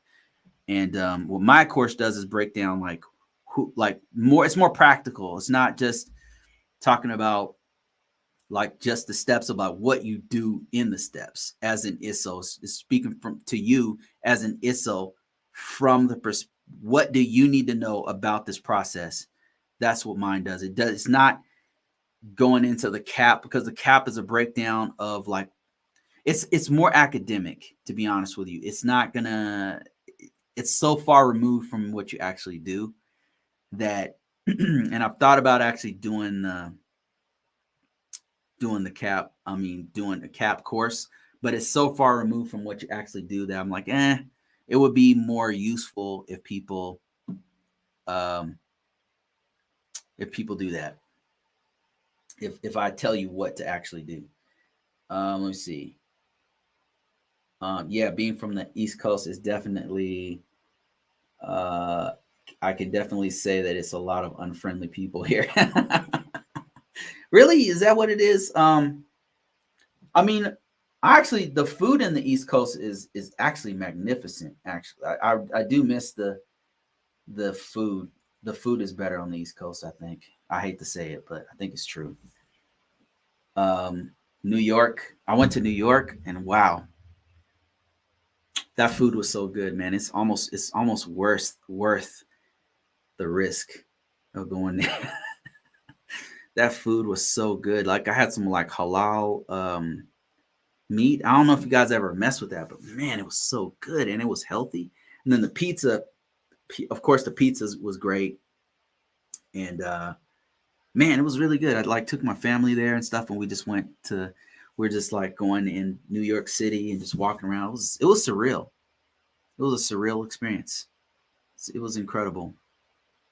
And then Virginia, DC, Maryland area, most of the jobs I work for remotely are out of that area.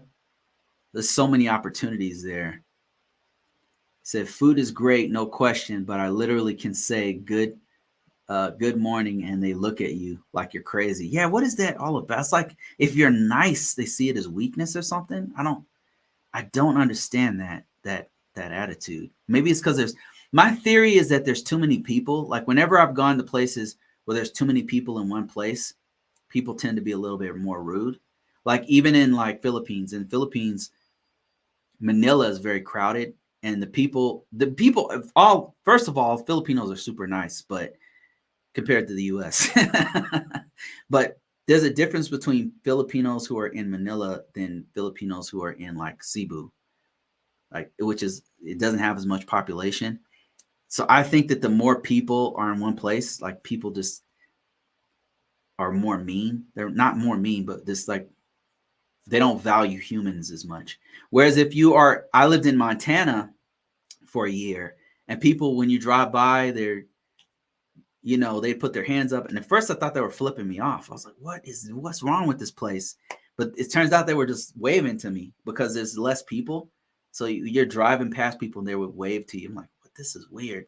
So in the Midwest, people are super nice, but there's nobody there. It's like, so it's kind of a trade-off, and then the food is not as good here either. I mean, I hate to say it, but there's just not as much cultural intermingling, you know what I mean? And you might be the only Black person within like 1,000 miles. Like, that sucks, but what are you gonna do? Let me see. Would you be able to get into the risk management framework space at 20? Currently taking an 8-week risk management framework course. Yeah, Robin, absolutely. Yeah, you can absolutely get in the space. One of the things that's happening here is that we have a huge need for cybersecurity people of all walks of life. I had somebody ask me, I'm 45, can I still start in risk management framework? Yes, you absolutely can. There's a huge vacuum that's in place right now for cybersecurity work and cybersecurity jobs. There's not a lot of people who want to do this. And let me just show you, like, there was in June of this year, 2022, and this is still going on. There was this huge briefing from the White House saying that I need to wear my glasses. Can't. Wow. So check this out. I just want to show you this. This was recent. This was 2022, and there's this huge need for cybersecurity jobs. 700,000 deaths from COVID. Okay, that's not what I was trying to bring up. That's not what I was trying to bring up. Cybersecurity jobs. I apologize for that. Cybersecurity jobs. I'm getting old, man. I need to wear my glasses. So yeah, okay. Let me see if I can find it. This right here. This is. There was a summit in July, June or July, and they were looking to fill 700 jobs across the United States for cybersecurity. This is real. This is not just fictitious, crazy numbers being thrown around. There's really a need for cybersecurity people. There's just not enough people in the U.S. doing this work, and and for some reason, there's a huge lack of Americans who want to do STEM work, which is science, technology, engineering, and mathematics. And cybersecurity is a part of that field that's been being hit, where we're just not getting enough people to do it. And as a result, there's a lot of like, my last job, as a matter of fact, I worked at Verizon. Now it's an international company, so we had people in South America, we had people in Japan, we had people all over the world that's working with us, who need to be native speakers of that, But man, there were so many foreign nationals who I work with on a regular basis who are working in all of these different positions doing cybersecurity, because there's not a lot of Americans that are wanting to do it. Like, not that, foreign nationals are not. What I mean is there's a lot of people who had just gotten to the U.S. who are from India or from Vietnam or from Philippines or from all these other countries who are now citizens of the country who are working who are doing this work, but not a lot of Americans who are, third generation, or even in some cases second generation. Can't even find second generation Americans. And I'm not saying that's bad. I think that's awesome. I admire the hell out of foreigners who come here. Like, I think it's great that U.S. is sucking all the talent out of all these different countries and saying, hey, come here, work for us. I think that's awesome. And that's why there's so much innovation and all the stuff going on here, because we're just like a brain drain on all these other countries. But it would just be nice if more people here would do it, because me as a cybersecurity person, I'm having to wear like 2 or 3 hats to do this. So yeah, if you're 20 years old and you're trying to get into this, man, that's great. When you break in there, you're going to be surprised how many old people there are here. I am nearly 50 years old, and I was not the oldest person there. I was like a kid because it's an old. It's there's gonna have to some point be a changing of the guard to a younger generation because man, I mean, I don't know what's going on with millennials or Z, but man, there's not a lot of you guys doing in my from what I've seen in the government jobs. Maybe it's different in Facebook and Google and stuff, but man, it's not a lot of younger people doing this work for the government, and it's too bad because uh, they're they're they're paying some good money out here. Uh, Military has a good flow. You think so? Do you mean like good people coming in, like younger people coming in? Let me see here. We are now in hiring high school students part time to train them up. And that's awesome, Sea Turtle. Man, that's great. If you don't mind me asking, what field are you in? I mean, what industry? What part of the U.S. do you live in? I'm in Colorado. I'm in the Midwest. People are very. It's a very nice place. You know, it's not very diverse.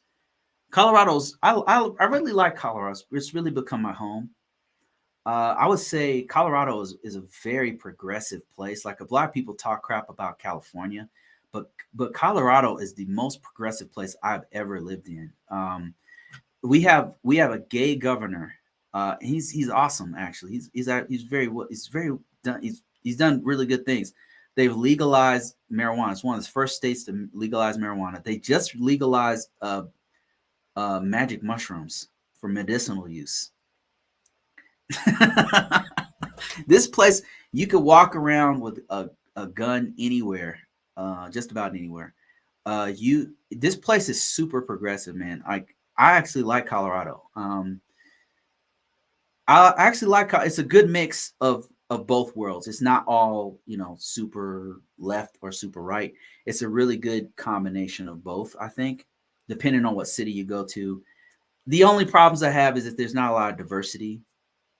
What I mean is, um, there's not a lot of people of color here, and that means you don't get when you go to California or the East Coast. There's a lot more diversity. You get all these wonderful food and exposure to all these different cultures, and it's just really one of the things I really miss about California. I don't miss much else about California except the weather. It's like the weather and the diversity of the things I miss the most, but everything else is they have it. Let me see. Currently bouncing between New Jersey and Maryland. Awesome. I'm in cybersecurity. I'm a cybersecurity architect. The technology is growing more rapidly than human resources. Yes, that's exactly right, Mia. Like it's growing so fast that it's hard to keep up with it. And so as a cybersecurity person, we're having to wear all these different hats. Like we're having to do all of these things. Like they'll get you in and say, okay, we want you to be the cloud guy. And then all of a sudden you're doing policies and procedures, and you're looking at vulnerabilities and you're doing assessments. It's like, yo, like I don't have enough time in the day to do all this stuff, So we definitely need more people. Let me see. Colorado, very progressive due to the lack of oxygen. That's great. I love it. It's awesome. It's a great place to raise a family. It's nice, man. It's a good mixture. The place I live in, if you want to have a gauge of how crazy this place is that you have a, a our governor is gay. Uh, he's awesome, by the way. He might be president one day. He's awesome. He's a super smart dude. But then my local congressperson is Bobert. I don't know if you've ever heard of her, but she's all over the news. I mean, you want to talk about? I am not even going to get into the politics of it, but it's just this. It's just a large scale of extremes, and we're somewhere in the middle. Colorado people are somewhere in the middle. Mia says says yes, or you'll be liable to the company and clients. Yeah, so in cybersecurity, like what I've noticed in the last few jobs I've been in, I come in and it's like, okay, we want you to do ISO work, and then I come in and I'm doing, I'm talking to different people in the organization to do a system security plan, and then they're like, hey, do you know ArcSight? Do you know, it says on your resume that you know how to do seam work. Could you look at this seam? Like the seam is broken. Could you take a look? I'm like, yeah. It's like, okay, here. And then I'm the seam guy and I'm doing ISO work. And then they're like, hey, the vulnerability team needs you to look at something. Could you take a look at these reports? Like, yeah, sure, I'll take a look. Pretty soon I've got like 4 or 5 different hats on. Let me see. How much to start? We need another G ors. Okay, I don't know what you mean by that. Depends on the region and cybersecurity research. Yeah, how okay. I imagine you said how much to start.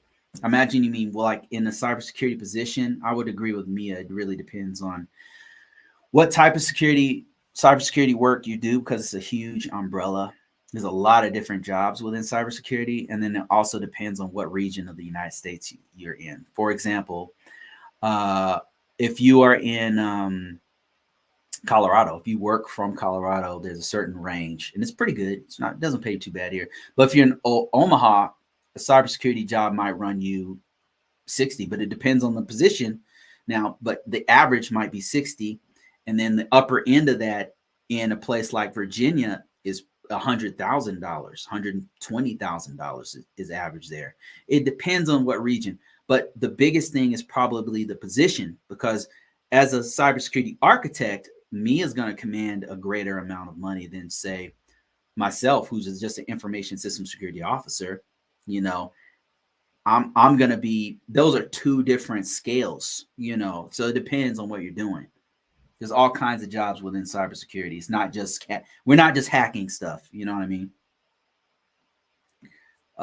Mia said, I'm in Atlanta, but my salary is based out of Silicon Valley rate. So she's making like $200,000 a year or something crazy. Yeah. So that's Georgia, Atlanta, Georgia is going to pay a lower rate than, say, Silicon Valley with Facebook or something like that, who are going to pay like a ridiculous amount of money. She's just, the helicopters have to fly over her house and drop pallets of cash, because that's Silicon Valley they pay like crazy. DMV area it depends on the position and what you have, what clearances. Oh man, that's a great example, Brandon. Brandon said that. So you got the location. So that's DMV is Denver, Maryland, Virginia. You got Silicon Valley. You got the Midwest, which pays less. But then you also have security clearances, and you have experience. I would add experience there too. Security clearances are like if you have a top secret clearance or a secret clearance, or the non-clearance clearances, which is a public trust, which is not technically a security clearance, but they kind of put it in the same bucket. But all of those things matter when you're talking about how much money you make. I'm a senior security architect. Oh my God. You are making crazy money.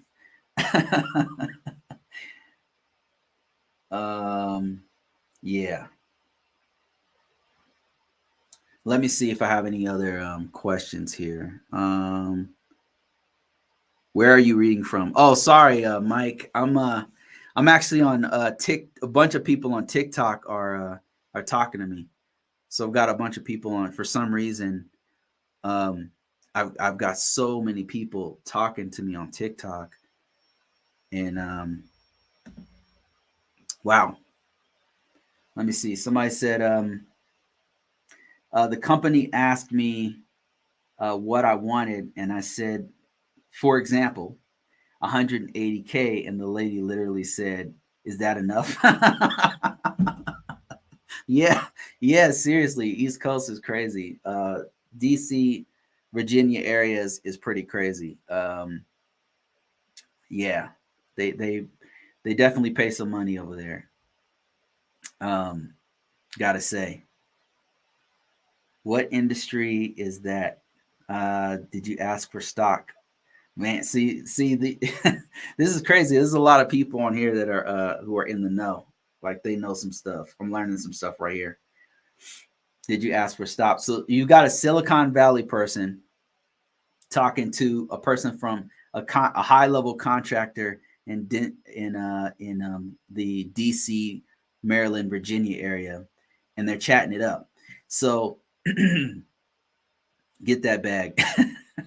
So in the Silicon Valley world, what they'll do, and correct me if I'm wrong, Mia, but they'll pay you a whole bunch. Like you'll have a starting salary of like 200,000, something crazy. Then they'll say on top of that, they'll say, okay, we also are going to give you $50,000 worth of stock, right? So, boom, like now you're making 250,000 total bag. Let me see. I was making 178,000 as an ISO. Wow, that's crazy. Y'all got me beat. Y'all got me beat, man. Wow, that's impressive. I'm actually learning some stuff right now. And then somebody says I was making almost 200,000. Wow, where is this? Is this also the DC, Maryland, Virginia area? Mike, is that the DC, Virginia area? Somebody said, "Damn, as an ISO." Yeah, so Mike over here on YouTube said I was making almost 200,000 as an ISO. And Mike, I want to ask, like, where were you? Is that the DMV area? And speaker said, "Damn, I'm underpaid." Says regarding salary, DMV area, yes. Come to think of it, I live in Maryland and work in Virginia. What's the difference? Isn't it like, aren't they like so close? Like aren't they like 8 miles apart or something? Right. You also have to negotiate over time. So you have 3 years tenure, and that. Oh man, I didn't know you could do that. So you negotiate, like you can negotiate your tenure. So you mean like you can, like, say they can give you the stock and then say your stock is already good, like right when you step in the door or at 2 years or whatever. I never thought of that. Damn. Okay, so Mike says he was making 178,000 as an ISO working in the DMV area. That sounds about right. I make $200,000 as a solution architect on the East Coast with AWS. There is money everywhere in IT. Absolutely. So, my question to you, user 77, is: do you have a degree?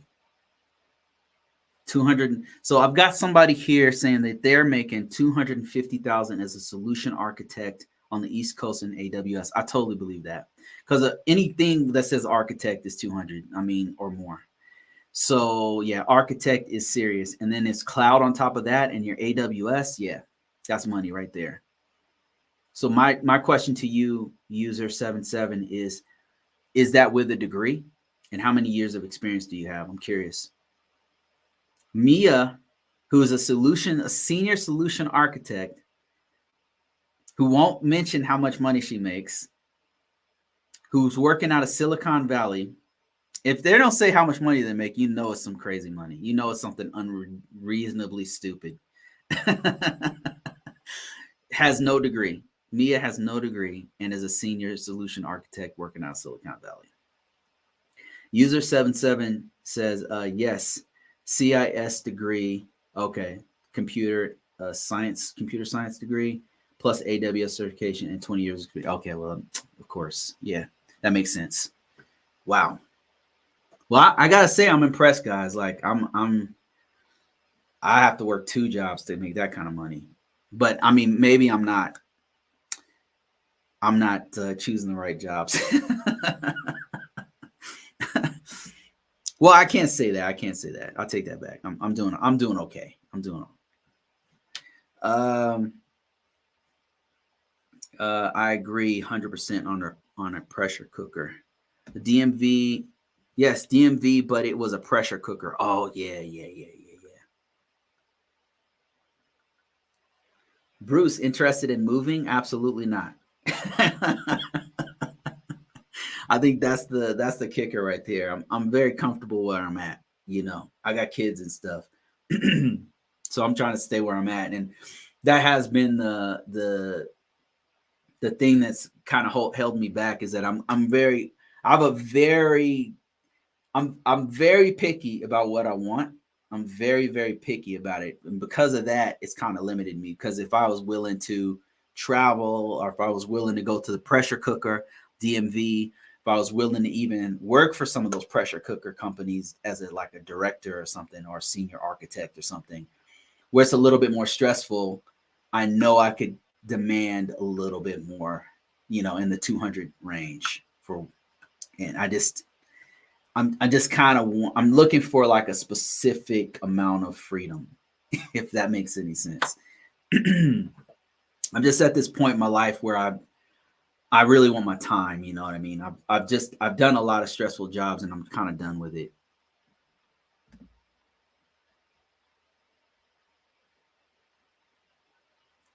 Do not move. It's a pain. I've thought, in the beginning, I thought about it. Um,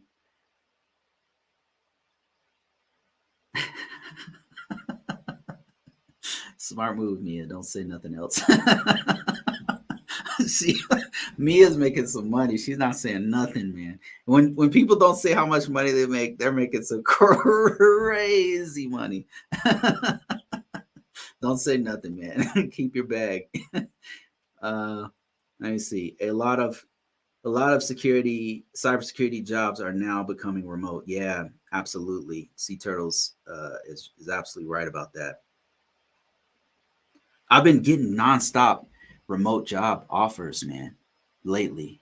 Just to let you guys know, like a lot of the job. I don't know. It's because of my resume, the way I worded my. I'm sure it's partly part the way I word my resume, but also I'm just getting a whole bunch of other remote job offers, and I'm just shocked. It used to be so hard to find them. Um, yes, I work 100% remote. Wow, me too. Um, you don't always need a degree to do tech. Uh, Man, there's some freaking people who really know what's up on here on TikTok. If you guys didn't know, like you people on YouTube, man, there's a conversation happening on TikTok. You can join us. It's interesting. I'm just gonna read some of the comments. Some of this is gold. Let me see. Lamp Seeker says it's true. And do contractors are trying hard to get ISO jobs to be at least hybrid. Yeah, absolutely. A lot of the interviews that I had, that came up, and if it wasn't hybrid, to be honest with you, I mean, if it was anything less than what I wanted for remote, it wasn't a good chance I was going to take that job. COVID work from home opened up the world. Yeah, it sure did. It absolutely did. Because it used to be, I know you guys know what I'm talking about. It used to be hard to find remote jobs. Now they're just like flowing. How many remote jobs can you do at once? It depends. So you can do like a part-time. You can do like what I've done in the past is you can do like one full-time, right? And that's your main bread and butter. And then somebody comes along and says, "Hey, could you do this? I need somebody to do the security plan for me," right? If you know it's like part-time work, you can just tell them, "Well, I can do this for you, but it's going to take me X amount of time, and it's part. What are you offering? and how much time do you need it. And I can't do meetings. Like I can only do meetings on this day. You know what I'm saying? Like you can work it out to where you could do one at one, but it depends. I mean, maybe you can do multiple. You know, it depends on what type of job that's out there. So, you know, um, do you know who's hiring tech without degrees? Man, there's all kinds of companies hiring technical people without degrees. What's really important is the experience level. Like somebody on here said, there's solution architect, cloud architect for AWS. They don't need a degree because a lot of companies, if they really want you to architect their cloud for them, they're looking for, okay, how many years of experience does this guy have? And then how many cloud solutions has she done? And if you come to them and say, listen, you get in the interview and you're like, listen, I've done this for NASA. I've done this for Department of Defense. I've done it for several private companies. I know how to set up this kind of cloud architecture. I know how to do this one. I know how to do platform as a service. I know how to do the security on an infrastructure as a service. Here's my resume. If you have all of that stuff and you've got like 5 years of experience doing this stuff and you're solid, and then the technical team gets in there and they vet you, they're asking you technical questions and you're just getting home runs. Yeah, you don't need a degree. It's really experience based. If you have the experience to do it, then you might not need a degree, man. Like, or a certification for that matter. If you have enough experience, I've been in positions where the highest paid person on the site had no degree and no certification. The dude was brilliant. That's the kicker, and had experience. So with the Department of Defense. So the dude was one of the most brilliant people I've ever met in my life. Caveat: dude was one of the most brilliant people, and right now is like a CEO of some company. Like I see the dude on LinkedIn. It's super, and I'm not even shocked. I'm like, this dude is brilliant. One time he told me in confidence, we're on this site, and this dude's teaching everybody, has no degree, no certifications. And this dude says, hey, I know I've never told anybody. This was like 10 years ago, so I should be good now. So he goes, then he was teaching us how to use this system, like it was a intrusion detection system or something. And he's teaching us, like he's teaching from the highest person all the way to the lowest how to use the system. And he takes me aside, he's like, I didn't know how to use this system before I got here. I was like, what? He said on the plane, he learned how to use the system. This dude was so brilliant. Now, keep in mind, the dude had X years of experience doing networking. He worked for the Department of Defense for some time. The dude was brilliant. He had all experience. So he just learned how to do it on the plane. And then when he got off the plane, taught us how to do it. And we had a gigantic infrastructure going. No joke. One of the smartest humans I've ever met. Scary smart. Like one of those people who's so smart, you could tell if this guy turned to evil, a lot of people are going to die. I'm glad he's on our side. One of those kind of people. I've met a few in my life. You must need a browser and Udemy to get you just need a browser and Udemy to learn certifications. My job is demanding. You can count you can only IT. Oh, you can count on it. Let me see what else. So many. Whoa, there's a lot of conversation happening. This is awesome. Yeah, Udemy's awesome. Udemy's really, really great, especially for entry level stuff. AWS is great as the group you're in. Let me see. AWS was racist towards me? Okay, you got to explain this story. They preferred. Oh boy, here we go. They preferred white men over me, and my technical knowledge was superior. When I get in those situations, Mia and everybody else, and this stuff does happen. When I get in those situations, my thinking is, if an organization can't get out of their own way. And if I'm going to be a problem, if my skin color is going to be a problem there, then I don't want to work there, to be honest with you. I'm not going to waste my time. And it's their loss because I'm one of the best at what I do. So I'm great at talking to people. I come in there to work. You know, I'm not messing around. I'm trying to get the job done. If they do not want me, if they do not want my expertise because of my skin color, then I do not want to be there. They don't deserve my time. They don't deserve my expertise. And I don't want to work there anyway. That's how I feel about it. You know, it's like this. It's kind of like Muhammad Ali said it best. He said he was in the South and he was like doing a boxing match or something. And he was in the South and some diner wouldn't serve him. And he said like the type of person he's like, okay, you don't want my money? I'm out. And he left. But he said that another boxer would have made a point about it. He was talking about Blackjack Johnson because Blackjack Johnson was a boxer from the 1920s. And this man, like, if you haven't seen a documentary about this man, this dude was a special kind of human. Like, this dude was a 6'4" black man, tall, dark-skinned man, and he was beating the hell out of people. It looked like Mike Tyson was boxing people. You know those old-time boxers that box like this? He was knocking them dudes. It didn't even look fair, man. If you Google Blackjack Johnson, it's shocking. This dude he was so dominant. He was knocking people out, and this is the 1920s, and he was the heavyweight champion of the world. And so what Muhammad Ali was saying was that dude, he would have walked in that diner, ate all the stuff, and walked out with a couple white girls. You know what I mean? He did not care, and people were trying to lynch him and all this stuff. This dude did not give a damn. But Muhammad Ali says, "I'm not Blackjack Johnson. I'm not trying to fight. I'm trying to.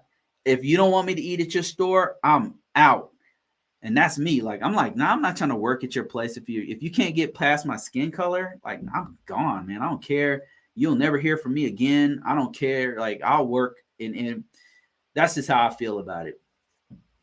I mean, you can, like, for me, the way I feel about it is that you can feel however you want to about me. If you can't get past skin color, then there's no need for us to talk. But I'm all about free speech. If you can feel and think however you want, I'm not gonna contest it. It's a waste of my time to try to change your mind about something that you've been thinking 30 years. I'm not your savior. You can go live how you want. I don't care. Like, I'm gonna live how I want to live. I value my freedom, so I value your freedom. Go believe how you want. And if your company puts you in a position of power where you have that much control over people of color, then I don't want to work there. That's how I feel about it. I have a strong feeling about that. I'm not fighting no battles. I'm not doing no civil rights stuff at your company. That I'm leaving. I'm here to make money. If you don't want to, yeah, I'm out. That's how I feel about it. Let me see. Anyone here ever go to Afrotech? No, I'm not sure. What is that? Educate us. Thanks for acknowledging. It's hard for a lot of people. Let me see. Hey, Joker. I just read your comment, man. I appreciate you. Let me see. What was your comment again? You said WGU is the route that I would go. Yeah, this was great, man. This was great. A great comment, by the way. I appreciate this. WGU is the route that I would go to start over. And there was a dude on TikTok who did this. This white dude named Chris on TikTok. He's breaking down. The dude like recently went viral, and that's what I was talking about because he was like in another country working this 6-figure job. And he said he went to WGU. It took him like 6 months to complete the degree. I think he got either a bachelor's or a master's accelerated course and got the OCP. And then after that was offered all these jobs. And I'm like, damn, that was a brilliant move. That's how you do it. So yeah, I totally agree with you on that one. Actually, let me put your comment up since I was just talking about it. So right now I've got a whole bunch of people on TikTok who are talking to me. So I'm just engaging in their conversation here. Let me see here.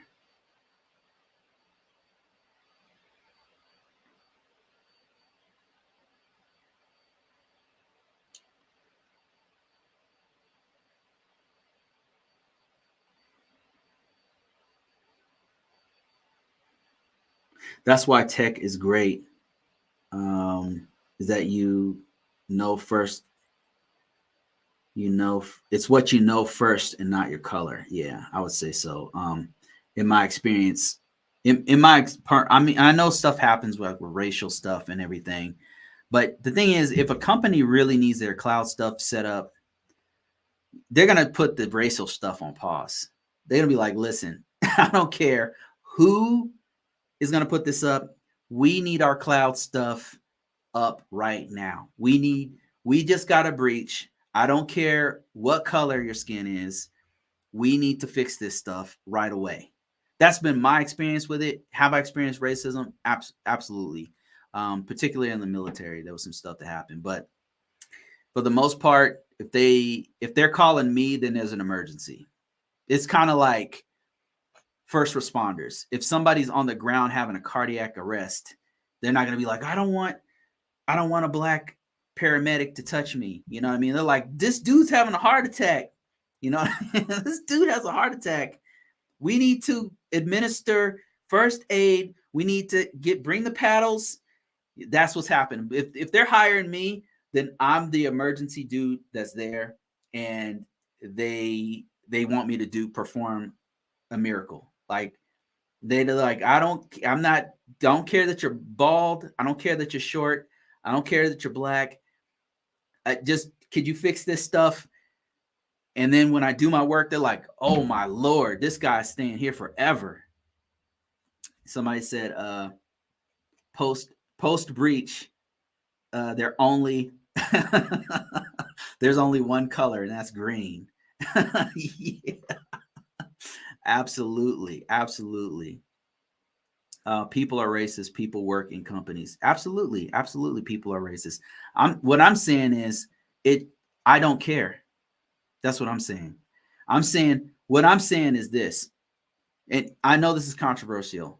What I'm saying is if a company, if people are, first of all, let me explain something. If I have peers and they're being racial to me, I'm not there to be their friend. I'm there to fix some shit and leave. I don't give a damn how they feel. I don't care who they voted for. I'm not there to talk about politics. And sometimes they'll think I'm on their team. They'll start talking to me about politics. Like, ha ha ha. Yeah, okay, I got some work to do. And then I'm working. And I don't care what side of the fence they're on. I don't care. I'm there I feel like I'm doing drywall.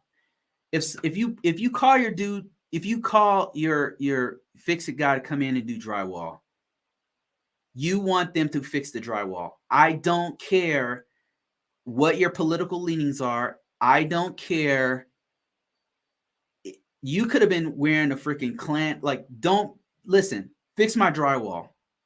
It reminds me of that Dave Chappelle skit that he did. He said that he could be walking in KFC and people could have a Klan mask on, and he said, I asked for a 2-piece. What's all this attitude? You know what I mean? Like, I just want my drywall fixed. And when I come in and I'm doing some work on cybersecurity, it's the same. I have the same attitude. I'm here to fix your drywall, and I'm out of here. I'm not here to be a friend. I don't care what your political leanings are. I don't care if you're wearing a MAGA hat. I'm here to fix your stuff, and I'm out. We don't have to be buddies. We don't have to agree. I'm here to make money. Period. Period. That's how I feel about it. And I know that's not a popular opinion, but I don't, and to be perfectly, I know how I'm supposed to feel about this. I know it's supposed to be like kumbaya and all of us come together, and I I'm just there to get money. I'm not, it's a job to me, you know, and I know that it's supposed to be all team and let's do this together. And man, if let me tell you something, if there's going to be some controversy, like some racial tension or something like that, I'm leaving. I don't want to waste my time with that stuff. That's a waste of my valuable time. I do not care. I'm not there to save the world. I'm not there to solve racism. I'm not there to none of that. I'm there to make money and get the hell out of there. That's how I feel about it. And if there's some kind of racial stuff going on or some kind of controversy, I'm like, okay, 2 weeks notice, I'm out. I'm gonna go to a company that knows what the hell they're doing. I'm gonna go to a company that hasn't put people's political leanings and racial stuff before making money. Like, we're here to make money. We're here to fix this stuff. We're here to make money. That's what we're here to do. I'm not here to waste time. That's honestly how I feel about it. I know that's not popular. I know that's not like PC, but man, I don't care. I'm just there to make money. It's just a job to me. Bro, you don't have to explain. We're all there. We've all been there. Yeah, I feel very, very strongly about it. Very, very strongly about it. You know, after work, you know, maybe we could, if they're cool, you know, maybe that we can have a beer or something, we can hang out or whatever. But at work, man, I just don't, I really don't care.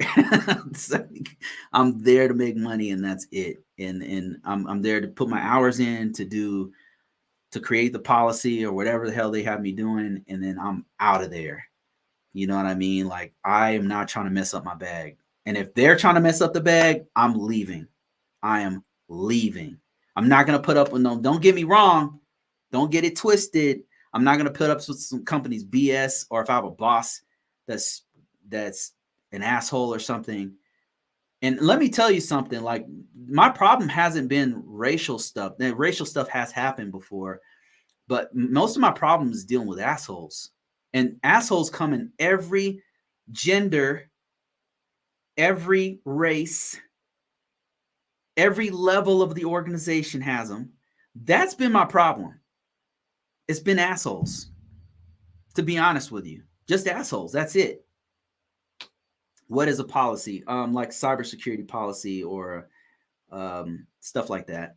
Like, I'll like write policy for an organization. That's just one, or a system security plan that breaks down all the security features of the organization or something like that.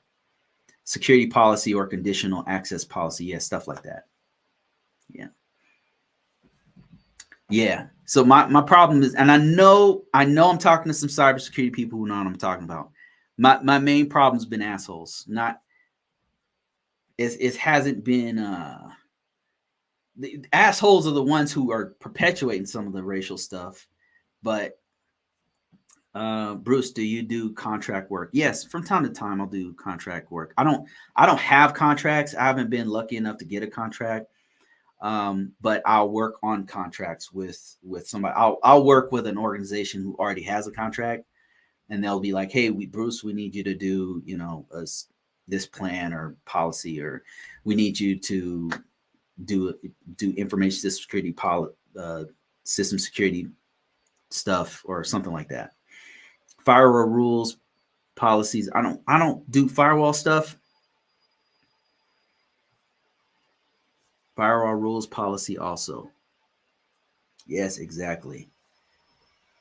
Let me see.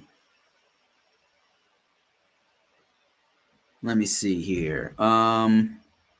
Wow, this has been a great conversation. It's really, really amazing. Like, thank you guys for commenting. Some of you, like Mia and and user 77 and Sea Turtle. Wow, I can tell you guys have been doing this for quite some time, and some other people here.